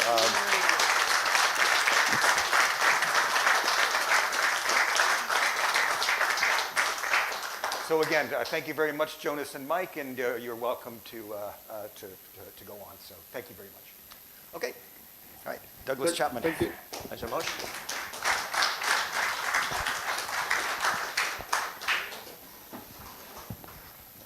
Well, good afternoon, and thanks to Jonas and Mike for their presentations, and to wish them both a very happy Constitution Day for yesterday. I'm sure they had a great time. What the Norwegian Constitution Day, I really should say, since we're talking about a Europe-wide approach today. But what I really wanted to talk about was sort of probably following on from a lot of the things that Mike and Jonas and Mark were talking about earlier in terms of the technicalities of either joining the EEA, the EU or EFTA. And it's something that while I was in Parliament I looked at quite a lot in terms of especially the EFTA discussions that we had, because I was part of the European, I think it was called a big long name, European Commission Regulatory Committee or something like that. And one of the other things I looked at as well was the things that we could be doing as a non-independent country at the moment in terms of building up relationships with other European countries. And one of the things that I really tried to push a lot within our group was better discussions and connections with the Nordic countries. So in terms of the Nordic Council, for example, you've got Norway, Iceland, Denmark, Sweden, they've got Islands, Greenland, Faroes, and Finland, and they're all part of the Nordic Council, and that's something that we really could be doing a lot more as a government in Scotland with devolved responsibilities. One of the visits to Denmark for the Nordic Council, they have a meeting every quarter, and they bring people from all the various countries, and they discuss environmental issues, they discuss economic issues, they discuss the trade matters between the countries involved in that. And it's a bit more low level than EFTA. It's not a formal agreement. It's all done with a great deal of cooperation, and you almost get a sense that between the countries who attend, all the Nordic countries, actually they've got a very, very similar mindset. So they're always thinking about what would benefit Scandinavia, all these countries as a whole, as opposed to each individual country getting a benefit from something. So it's very, very cooperative sense of activity that goes on. One area that they hadn't discussed until quite recently was around defence and security, but now with Ukraine and maybe with President Trump as well, they might be thinking a bit more about the defence and security and resilience issues that affect all the Nordic countries. But one of the things that is good from Scotland's point of view is that, like other people have said, Scotland has actually got quite a good reputation abroad, and the Nordic countries, I think, would be delighted if somebody from the Scottish Government, maybe one day, they'll have the guts to do it, that they go across to Denmark and actually start to shake hands with people there and say, we recognise that we're not a Nordic country per se, but what we could be doing is we could have observer status within the Nordic Council, which actually gets you thinking in the mindset of how do you cooperate well with near neighbours.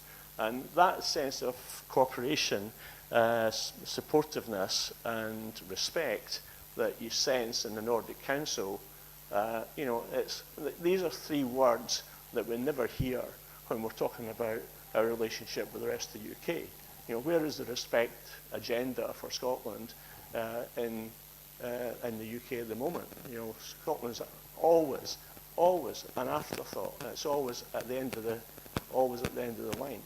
And we've seen through other things like Grangemouth and various other things recently that Scotland's not in a great place in terms of where the UK puts us in the pecking order, which is not good for our economy. It's not good for the relationship between we have within the UK, and it's something that we could start to change as of tomorrow as a country that has got not full independent powers, but devolved powers, and act as an observer to the Nordic Council. But that's a starting point. People have mentioned in terms of EFTA that it's been seen as a waiting room. So I'm getting a wee bit of feedback there. A waiting room to join the EU. Now, a lot of people at the last referendum in Scotland on independence were talking about being full members of the EU. For me, the difficulty with being members of the EU is that it does take a long time to negotiate your way through the process. You've got to have your own central bank, you've got to have your own currency before you can actually make progress in some of the rules and regulations that we'd need to agree to. If we're using EFTA as our starting point, then when you look at the EFTA website and when the guys have been out at EFTA House and so on, there is that sense, just the same as the Nordic countries working with a high degree of cooperation. EFTA also works in the same way. So there are actual benefits to us as a nation if we decided to, as a first step, to join EFTA, which could be almost immediate, and we don't have to really appreciate the full complexities of trying to become the EU 28th state that would actually replace the now outgoing UK government. But I think the biggest benefit as well that we could negotiate through EFTA would be to overcome the difficulty that is often perceived that we have at either Carlisle or Berwick-on-Tweed. And if we were EFTA members, then the UK already has a trade agreement with EFTA, so we could invoke that trade agreement as an independent country and say what we're doing is we're still trading with England over that border, but the benefit is that there is already a trade agreement in place, so we don't have to start something from absolute scratch. And I think it would overcome some of the difficulties and some of the arguments against Scottish independence were used in 2014 because we'd already have that trade agreement to allow goods, services, people to progress across the border back and forward. So again, I think the EFTA route is one that we could pursue.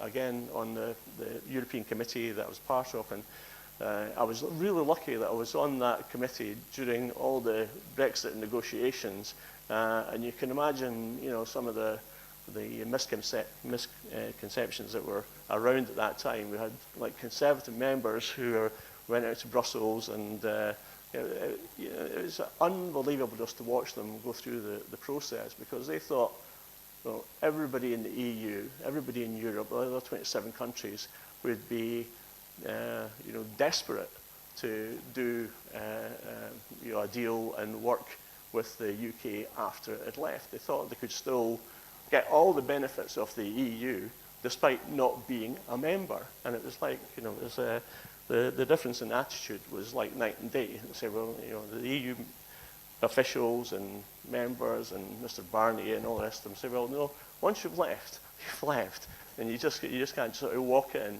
And I think over the years we've had lots of examples when, for example, Scottish fisheries ministers were kept at the door while negotiations were happening in the room with the EU, I think the UK thought once they'd left, they could still come to all the meetings, they could still take part. But that was the idea they had in their head, as if the main player in this was going to be the UK, and the 27 nations in the EU were somehow subservient to the UK Parliament, which is just very strange. But one of the interesting things we had in the meeting, we did meet with the EU and several times, and we met with EFTA as well at that time, because there was one or two members who thought if we leave the EU, then perhaps we could join EFTA and at least keep one foot in the European door. And again, coming back to how Mark started at his presentation at the start, was saying that EFTA would be very keen to see Scotland part of their organisation, and I think they see it as a fantastic fit, because all the countries like Switzerland, Norway, Iceland, Liechtenstein, they're not quite of a similar size, but they've got a certain amount of sort of equality between the size of their economies and levels of trade and things like that. That an agreement could be struck if Scotland so decided to join.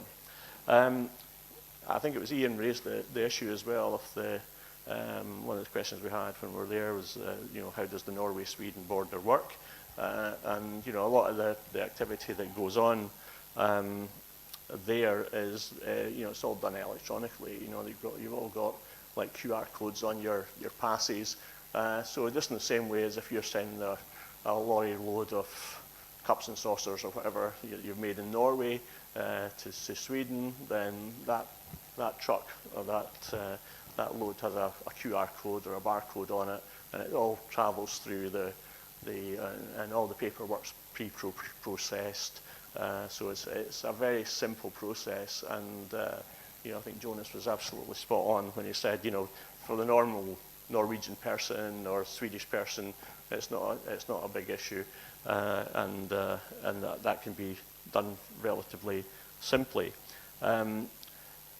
Just on the point of maybe Iceland or Norway wanting to join the EU, I wasn't aware fully of all the numbers in terms of the political situation, but I know that a lot of discussion has taken place recently regarding, again, just the security and defence issues, especially in Iceland. I think the Prime Minister there has said that they want to try and, if not revisit, the opportunity to join the EU. Then it's certainly it's still a hot topic on the streets of Reykjavik, I think, in terms of the situation in Ukraine and so on. So that is still a live issue. It seems to be a maybe not quite such a live issue in Norway, according to Jonas, but at least it shows you that there is an opportunity that, although you might start by joining EFTA, there is always the route that you could take to join the EU at a later stage once you've got your central bank set up and your currency in place, if an independent Scotland so wished to follow that. So I think that twin track approach would be a good policy for the future. Let's not shut off things and say we don't want to do this, we don't want to do that. Keep our options open, be as flexible as we can, and I think that just in general, the time that it would take Scotland to join the EU through a very complicated process might take longer than what would be in our best national and economic interests, and maybe a faster route, so that we're already in the Euro mindset if we want to join the EEA and the EFTA. I think that would be a much more pragmatic way of moving forward. I just want to finish on one thing, and that was around some of the things they discussed there as well. Is really dependent on what your industrial policy might be as well. I noticed that Mr. Starmer criticised the Scottish Government, and maybe had a point in terms of Scotland's lack of industrial policy. I think if you'd taken a minute or two to think about what the UK's industrial policy has been throughout all the Tory years of government, last 14 years, because that's just been an absolute shambles of a policy, because they've had so many ministers, they've had so many people move across the departments, and it's been, you know, fast forward one day and then it's been in reverse the next, and as changes have been made in the government, and all the differences between the different prime ministers we've had over the last 10 years, you know, it's been very, very difficult to pin down an industrial policy that would actually support trade, exports, things like entrepreneurship, infrastructure, and levels of investment. And the UK has not been a great place to invest in, and with our low growth economy that we have in the UK as well, then that plays really badly in terms of actually building up more trade. And Scotland is a trading nation, but we don't have a lot of the infrastructure in place to actually make that trade as easy and as simple as we possibly can. So, you know, I would hope that maybe a future meeting, then that's something we could look at as well. There's a lot of hot topics around that. Somebody already mentioned about free ports, and you know, obviously we've got things like Grangemouth that have, you know, just about to collapse as we see it wave bye. So these are really important jobs for Scotland. They're important opportunities for Scotland, but it's at the moment, until we become an independent nation, then we are very much in the waiting room, just waiting for things to happen, when we really should be in a position where we can actually determine our own future and determine the direction of travel for our own country and build our own prosperity, just in the same way as the Norwegians have done so successfully with their oil revenues and gas revenues and so on. Thanks very much.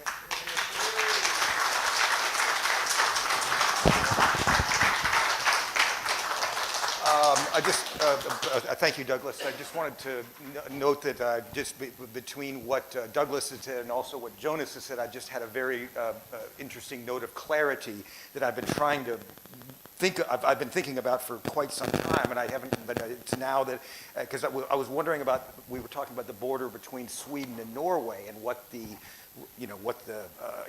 and he was saying there's no, in terms of, especially in terms of the customs union, because as I said, they're not, Norway is not a member of the customs union, but they are a member of the EEA. And what was really interesting was, as a member of the EEA, because you're in the single market, then you don't have the customs, except, as he pointed out, on fisheries and agriculture. So that's something of clarity for me. I didn't quite understand that, and in a few minutes, David will be talking about with Switzerland, which is not in the EEA and is much, much, much more complicated in terms of crossing the border with goods. So I just wanted to thank you, Douglas, for your intervention. And before David speaks, does anybody have a question for Douglas? Yeah, just one second. Yeah.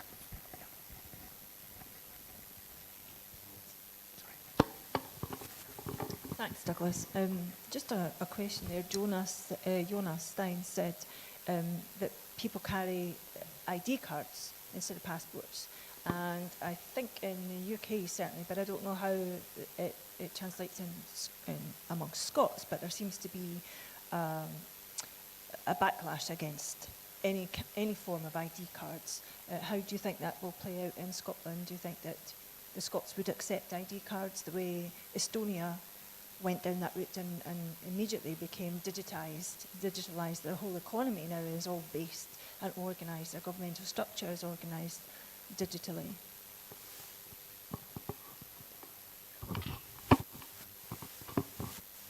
Yeah, I think in terms of Estonia, then they've really been European leaders in terms of that digital citizen type approach, and I think they've got a saying that they only give the government one piece of information once, and then it's put into your system. So if you're going to the doctor, then they can sort of access information that the library would have, or the the bus company would have. So there's a level of sort of simplicity in a way that the Estonians have. So everything's on their a card or on their digital passport. Now, obviously, there's a downside to that in terms of the individual security, and that's something that you need to keep working at. And it's we've seen in recent days, even with the Co-op and various other supermarkets, how things can be infiltrated and so on. So there's getting that balance between how do you make things absolutely tight and secure in terms of people's individual information, and how information can be used. But in terms of being a citizen, then you just want, you want your life to be as straightforward as possible, and we can use these new technology actually to try and achieve that. So I'm not sure how people in Scotland would feel about carrying a card. It's been a point of resistance for a long time, I think, just to have that. But in terms of providing public services and trying to match them up with the individual, then I think that's a good thing. But people need to have the security and knowledge that the information is not going to be put into the wrong hands, not going to be used inappropriately, and people are going to feel secure with the system they've got. And I think the Estonians are, as far as I can gather, are happy enough with what they've got. But obviously, I think people need to look into a bit more to see if it would work in Scotland or not. And not everything, as we've seen with Norway as well, not everything that Norway has seems wonderful, or maybe things in Sweden, but they just can't be transferred directly and put over as a template on another country. I think that's the lesson that we need to think about as well. After this question, we'll move on to Dave. Thanks for the talk, Douglas. My question is about reassurance as well. I think it's really important that we reassure people. And it's twofold, really. One is, you mentioned the goods crossing between Norway and Sweden and the EU. And of course, we would have a similar situation, even though we've got an EFTA we can cite, we can invoke the EFTA agreement with England.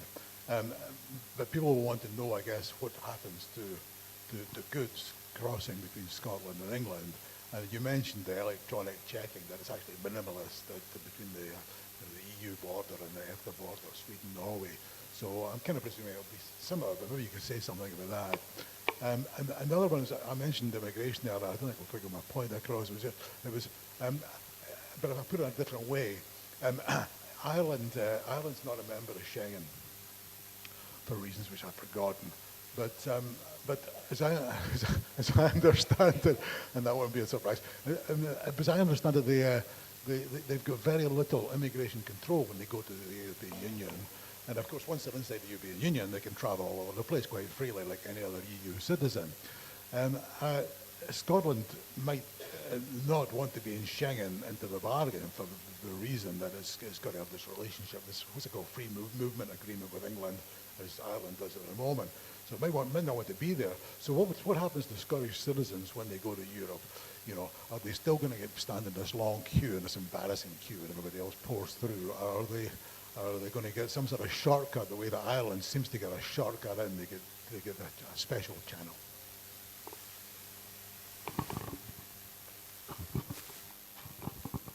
Yeah, well, I noticed in the paper this morning there was, I think Keir Starmer's out in Brussels at the moment trying to shorten the queues. So, stop the votes and shorten the queues, I think, is the new phrase. But yeah, it's I think it was quite very interesting to watch. I think especially just after Brexit, we had all the Brexiteers sort of complaining about the fact that we're stuck in a queue at Luton Airport, trying to get out to their holiday home in Spain. But yeah, you know, I think these are all things that, in many respects, the EU and so on, I just find them very pragmatic. You know, they try and get a system that actually works, and whether Scotland would want to be part of, you know, like Schengen area or whatever. But there's always difficulties at borders, and just I remember being in northern Norway once, where there was just up near Murmansk, and it was they had what they have there is they have border controls, but they also have a border commissioner who is employed. They share a border with Russia, so it's bad enough if you have Sweden and Norway. One's in the EU, one's not in the EU, but is a member of EFTA. But with Russia, then you know there's no agreement there at all, other than the agreements that have taken place over, you know, probably decades, and they've had they've had a pragmatic understanding about who can cross the border, and the border commissioner is there to really look at any sort of anomalies in the system as well. So I always remember the guy saying, who was border commissioner, he said, I have to investigate absolutely every little misdemeanor that happens at the border. He said, even if somebody has a few drinks at night or something, decides they're going to throw a snowball into the Russian side, then, and it's reported, then I've got to investigate it. So this guy was really quite pragmatic, I suppose, in the way they did it. And there had quite a lot of movement over the Russian-Norwegian border, and the Russians would come and get things like nappies and fuel. And then the Norwegians, I don't think they had any real reason to go to Russia. But anyway, there was movement both ways. But things like having a border commissioner was a solution that worked for them, and I think there'd be other solutions that we would be able to invoke in terms of what was best for Scotland's interests, and how we would be able to you know, have people or individuals move across the border to allow that free movement as much as we possibly could. I think the first point was just on the ease of between Norway and Sweden and so on. And again, when we're looking at the issues around, sorry Mark, I'll just wait in a second, looking at the issues around moving goods from Rosyth into Europe, again, we talked a lot about, with border force and border control, about moving goods and on ferry between Dunkirk and Rosyth. And you know, I think, well, I would say border force probably weren't the most helpful people in the world. You know, we did have some agreement that a lot of the checks could actually be done en route. So if lorries coming in from the EU, then they could be checked while they're still on the ship.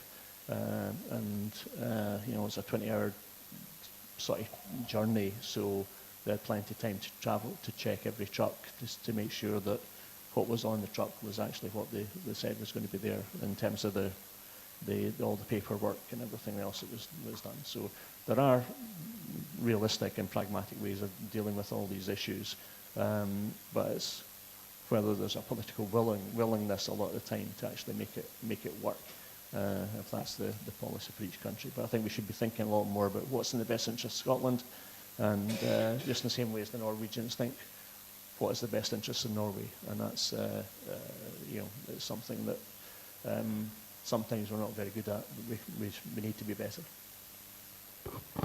A quick question and quick response, because I need to get on to. Okay. Two quick questions. Two quick questions, quick answer. Thanks, man. Just a statement, really. My name is Neil Tye, live in Black Isle.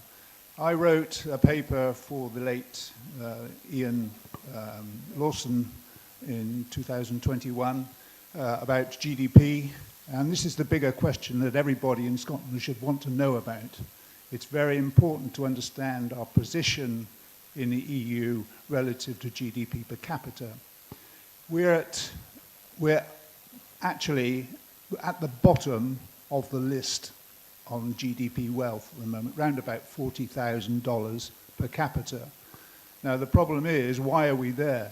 The problem is because just above us is the UK, and they actually dominate our economy. We have to come away from the UK, from England. Our direction from independence must go towards Europe, because the market there is 4 times greater than England's. It's huge. And by the way, the actual GDP per capita schedule that we saw yesterday from Alf Baird was one that he borrowed from me. My question is very quick. I was very taken with the pragmatic approach that we could do it in stages. Now, what you were saying made sense, but is this the same attitude or plan that the SNP government think? Well, I'm not a member of the SNP, so I couldn't possibly comment, but yeah. I think we need a government that is a bit more streetwise in terms of our relationships with other countries. And I think because we've not had to think too much about foreign policy for the last 300 years, other than being, slightly concerned citizens about what's happening around the world. But I think as soon as you get into a room with negotiators and people from other countries, then you suddenly wake up to the fact that these are really, really serious people. And I think in Scotland we tend to think if we shake hands and have a glass of whiskey between each other, then everything will be in the world be rosy. It's a tough world out there, and I don't think at the moment Scotland is really tough enough. And we need to toughen up because there's a lot happening at the moment, and there's a lot of people making really good progress. I was looking at a list of things that Catalonia had done since January. So their trade department they seem to be working full out at the moment, and they're getting a lot of investment into Catalonia. And where we are is, I was talking about the Norwegian office from the Scottish Government, and I think they've had a burn supper and they've had a St Andrew's night dinner, and that's really all that. And I'm sure they've achieved a lot more than that, but you just think if that's the things that they're promoting, then I'm afraid we need to wise up and we need to harden our negotiating skills. So that we could take advantage of everything we've got in Scotland. All the energy, for example, is it's embarrassing at the moment, and we just need to make sure that we're in a better position to take advantage of everything we've got, including our people. Yeah. Okay. Thank you so much. Now we go to David Henry, who will give us a story of a magic carpet and what happens when you're not in the EEA. Yeah, well, ladies and gentlemen, before I got involved in SSRG, I did motor shows. So I worked for another company and did the Geneva Motor Show for about 8 or 9 years. And then I decided, great brainwave, while I was running a pub in Edinburgh, that I could do my own motor show and go to the Geneva Motor Show and have my own stand selling framed artwork. Some of the frames you've seen out in the foyer, they're all my frames. I've got hundreds of them in storage. And so I was taking pictures of cars and that. I'm going to do an exhibition, like an art gallery. And here comes the story. So first of all, I've got a question for everyone in the room. Do we have anyone who is a carpet expert? No? Neither was I. But here's the story. So the motor show in Geneva is quite expensive to get space. And so all the things that you have to buy for it, one of them, they offer you this wonderful service of they'll put the carpet down on your stall. And the cost was 25 euros a square meter. Or was it a square meter, I think.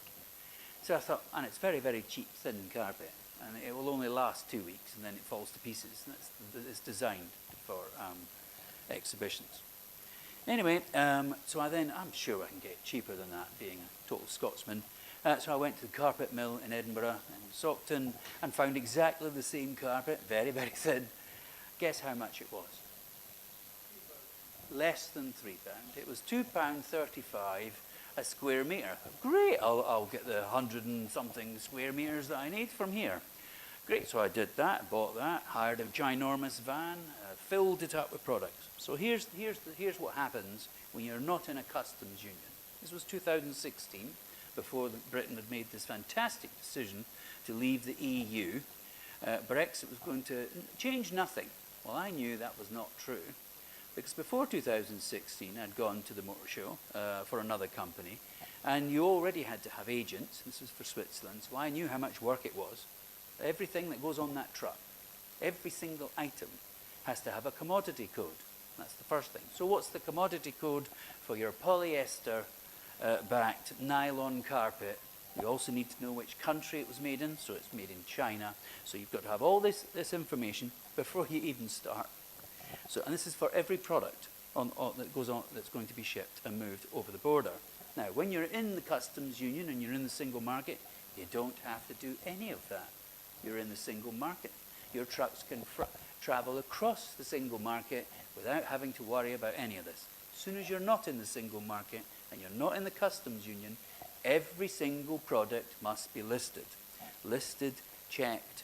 There may be tariffs on some items. There mostly isn't, but still. So there's no tariff on a polyester carpet from China.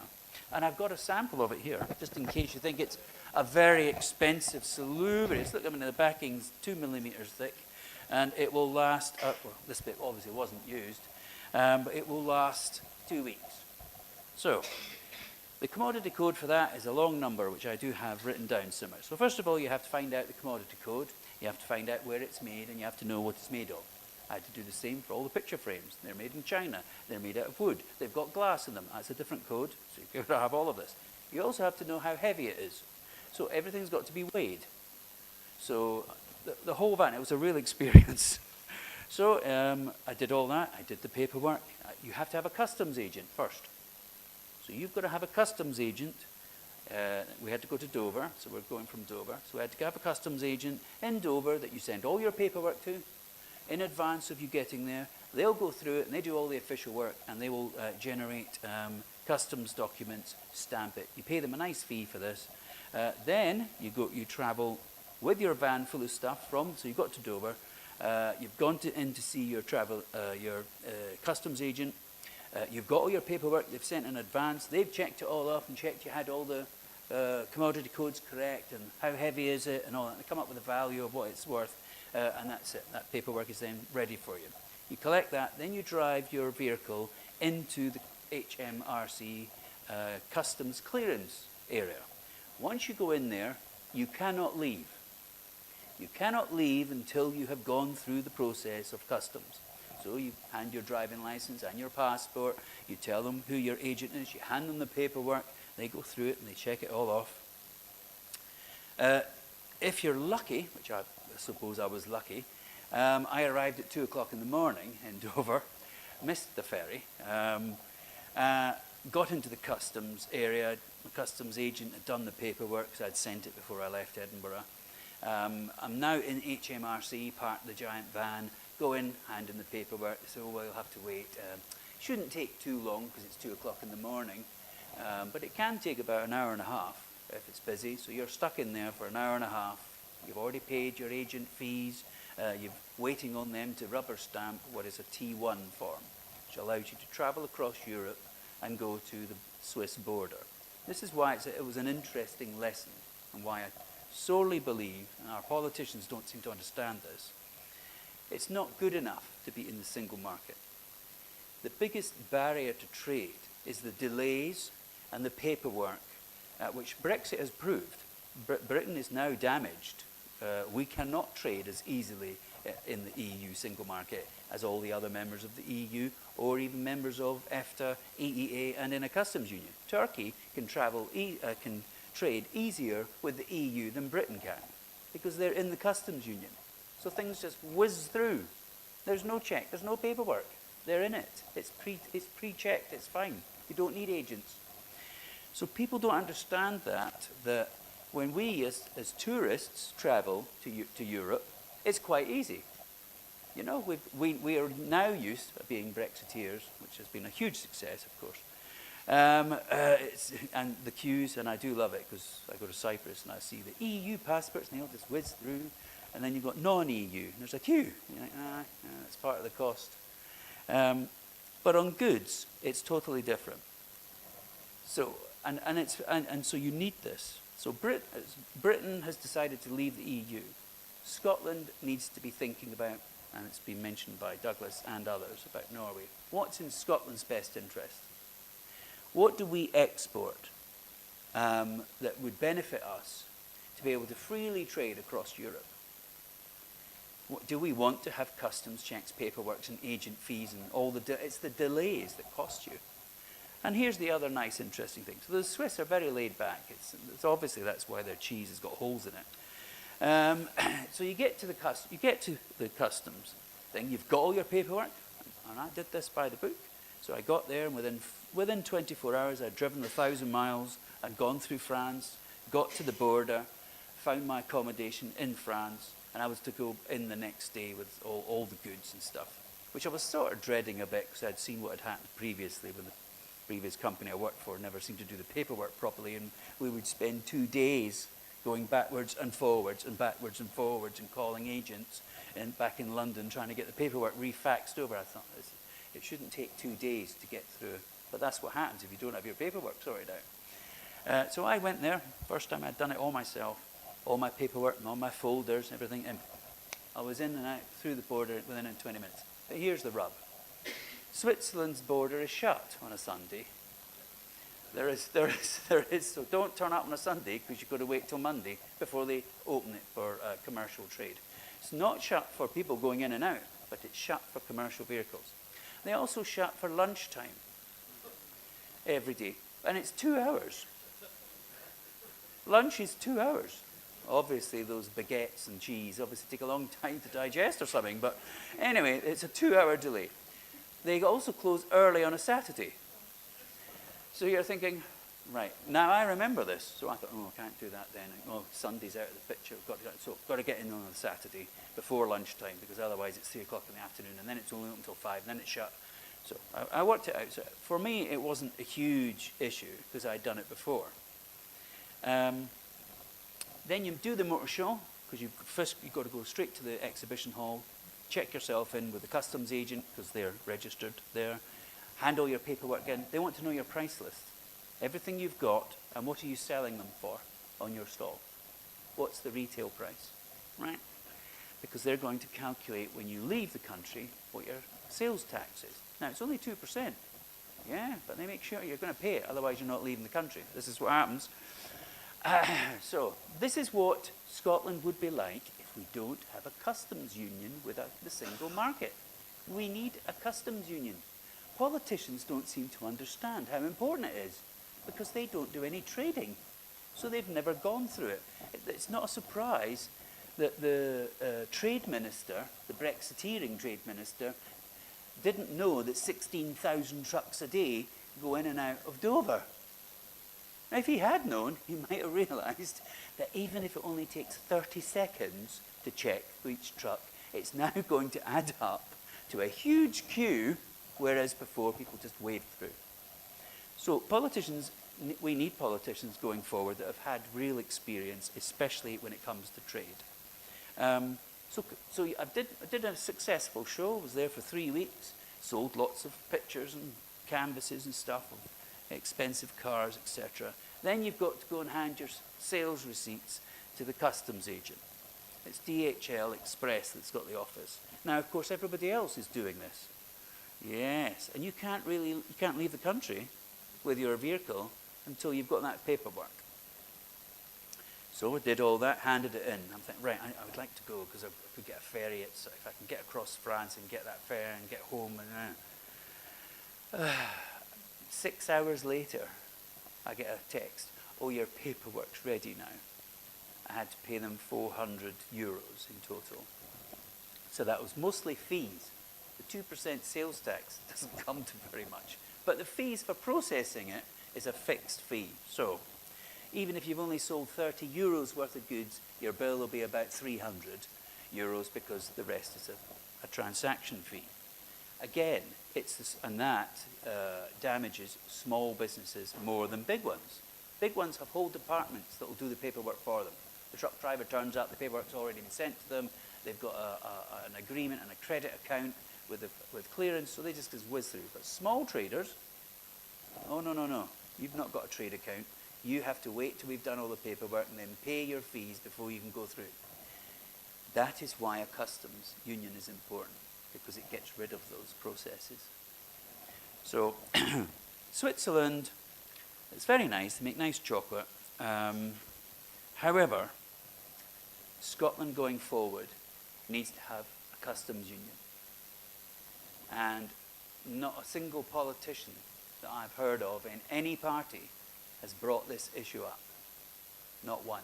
And certainly not in Scotland. And I think I totally agree with Douglas. Our country needs to start thinking seriously about what exactly do we want to achieve. Somebody talked about, and here's an interesting thing with Switzerland. So the Swiss-French border, for instance, then people can move through it seamlessly. It's also, you can watch very carefully. If you watch carefully, you can spot that the locals know how the system works. So what they do is they order things from Amazon, right? Even though they live in Switzerland. And they order it so it'll be delivered to somewhere in France. Then they drive across the border and they go and pick it up, put it in the boot, and then they drive back over, and that way they don't have to pay any or fill out any paper. And that's what they do. The same on the supermarkets. The supermarket that I used to visit, wow, absolutely fantastic red wine selection it had. Huge. It was almost a whole supermarket in itself. Lovely French wine, really cheap because it's in the EU. Yeah, it's not cheap in Switzerland. So what does everyone do? They drive across and they shop at the supermarket in France, fill it up, drive across the border. There's no border checks. There's one every now and again. And I'll tell you the story. This is how I found out that there are checks. I accidentally, with an empty van, it has to be said, and 2 workers from Italy, were driving back to the motor show. And I knew that there was this small route through this tiny little village, and right, but they don't like commercial vehicles. Yeah, but there's nothing in it. Yeah, they don't know that, though. And the camera had obviously been spotting me the first day. So this is to avoid all the queues. So to avoid the queues, I went down the country lanes through this little village, and oh, you're now in Switzerland, isn't it lovely? Ah, great. Anyway, I knew the route, so from memory, got to the exhibition. Did this about 3 days.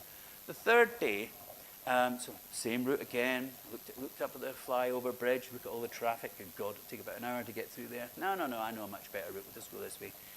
Here's within 2 minutes of being in Switzerland, all of a sudden there's a police car in front of me, blue flashing lights telling me to get in there. There's one behind me, and I get pushed. So I drive off the road, and they've all got guns.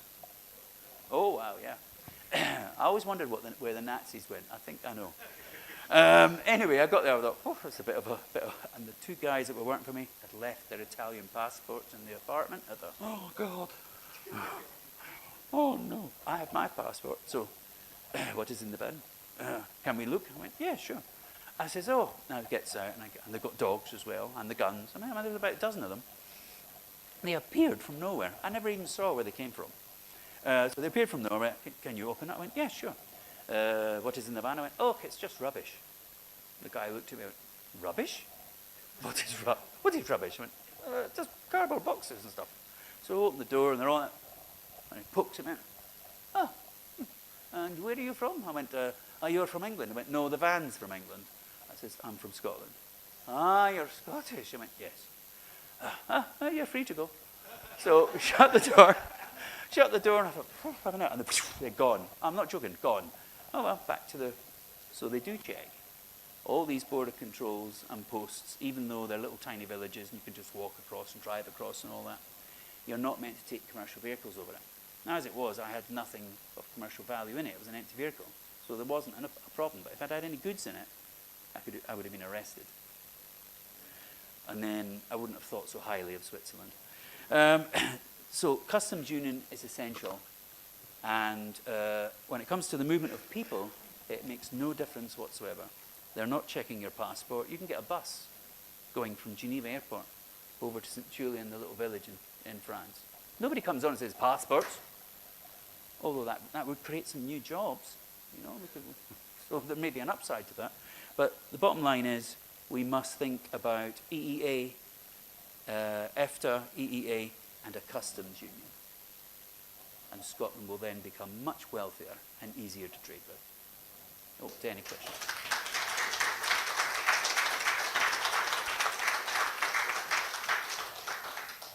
Any quick questions for David before we break for lunch? Just one very quick one. I don't know a great deal about customs union, but just we had our previous speakers, and obviously you've got your Norwegian experts. They don't have a customs union because they like to carve out agriculture and fisheries. Obviously, Scottish fisheries, it's always a hot button topic when these things come up. So can you talk about why the fishermen won't go mental and we won't get, you know, we'll be able to do this thing, and it won't actually impact the number of fish that are no longer in the North Sea type thing? Yeah, well, it's really simple. The answer's almost in the question and what was said before. So Scotland's in a very similar position to Norway, not only on energy, the democratic size of our population, but the fact that, yes, fisheries is an important produce, as is raw produce, you know, potatoes, meat, veg, all that. And, of course, energy. It's up to us to negotiate a customs union that suits us, that we can get agreement on. So if we don't want to have our fisheries open to everybody. Now, it's interesting, all the problems that our fishermen have had are thanks to UK government policy, who don't pay any attention to what is actually in Scotland's favour, and are much more interested in trading those resources away to the EU because they wanted access to the single market. So they were quite happy to give them away. So that's up to Scotland and Scotland's team to negotiate that, but nothing can be precluded. It might not be the full customs union. It may be only on certain things of a small value and certain products, just like what Norway's done. They've excluded fisheries and they've excluded, I think, raw produce as well. So Scotland could do the same.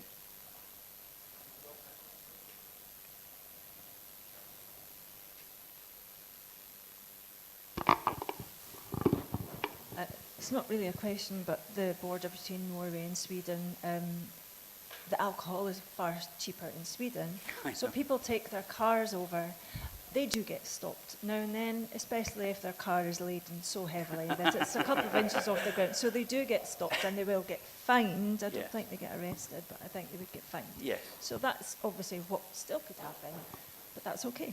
Yeah, well, I think between Switzerland, because that's the border I've got experience of, so between Switzerland, if it's for your own personal use, it's not a transit van full of bottles of wine, and the suspension's about to break, then absolutely. So that's, I think, the sensible regulatory framework they put in place. If it's for personal use, your own weekly shop, they're not going to bother trying to collect tax on your Tesco shopping.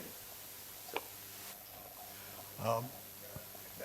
Trade between Scotland and England, the figures are, I think, quite hard to find, but by the time I understood that England's trade, Scotland's England's third biggest trading partner after Germany, which is kind of extraordinary. I should put Scotland in quite a strong negotiating position. But what I was wondering was, I can imagine that we would want to align our customs or tariffs with the English tariffs because of that level of trade. Certainly initially, we obviously want to diversify our trade as quickly as possible and get as much of the EU as possible. But initially, is there not a problem there? You know, we aligned immediately with the EU and caused a problem with England in terms of tariffs. Well, sorry, EU regulation, which and for standards, and when it comes to agriculture and food, is the highest standards just about in the world. That's why the EU bans most American food exports, because they're not the highest standards. Whether it's hormones to help grow the beef or washing chickens with chlorine to get rid of all the disease, that's why we don't want it here, and that's why the EU says no. Now, if England decides it's going to carry on going down the slippery slope of lowering and lowering its standards to import cheaper and cheaper food from elsewhere, then there's not a lot we can do about that. However, Scotland's main exports to England, and you're absolutely right to say that exports to England is a huge market for Scotland at the moment, because effectively there's no border. It's open. If there was a border, which there would have to be a border, a managed border, I think it would be very much like Switzerland. First of all, there's a free movement area, which predates the EU, with Ireland and Wales. So Scotland will continue. The people will be able to continue to travel through that free area. We're part of that. Then, of course, there is WTO regulations where the UK cannot come along and just slap on tariffs, because if they do, others, so there's deals that they've done that you can't just create tariffs. So I don't think that's really so much of a threat at all. If Donald Trump's use of tariffs has taught us anything, is that they don't tend to work out the way you think they're going to. So tariffs are not really the way to go. And the EU is built on a free trade area where there are no tariffs. And so, and if you look at how Ireland has developed its economy since it joined the EU and ended British rule, its exports have continued to rise and rise, whereas before, when they were tied to the UK economy, most of their trade was with the UK. So that tells you that once you've joined the single market, you've got a customs union, and your trade is going to now expand that way to 500 million consumers, rather than 50 million consumers who, by the way, can't afford your goods anymore because Brexit's destroyed their economy. So I don't think it's really a real issue at all, but that's all down to negotiations. I mean, Scotland's in a very strong position. We have gas, electricity, fresh water, we produce tons of food. One of the tweets that I once did, and I do lots of tweets, I took a picture of which really annoys me when I see this, so lovely Perthshire-grown white Scottish potatoes, slapped in a plastic bag with a Union Jack on it. So I took a picture of it and I tweeted out, well, the Unionists went absolutely berserk. And it got seen by 450,000 people. I just thought, what the hell? All because I'd pointed out, but these aren't British potatoes. The last time I checked, Perthshire was in Scotland. Oh, well, they all jumped on this. You're in the UK, whether you like it or not. I went, yeah, well, not for long. But the fact is, we don't even know, as consumers, how much produce we're making. Broccoli, carrots, potatoes, whiskey, milk, chicken, eggs, it's all Scottish. And the best quality stuff, best quality beef, steaks, etc., are Scottish, not British. They don't even taste as nice. So that's why the Scottish brand is so important. And it's also, I tell you what, the other thing I noticed when I go to Cyprus, right, which is linked and run by the British, effectively. You go to their supermarkets, there's lots of Irish produce in the freezer section and in the chiller section. There's nothing from Scotland. Nothing. No Scottish salmon. Norwegian salmon, funny enough. No Scottish salmon. Lots of dairy products from Ireland. And there's your lesson. We're making it difficult to trade with Europe. So our products aren't getting there. And they're not even on the shelf. And that would all change if we're in EFTA, EEA, and have a customs union. Just like Ireland.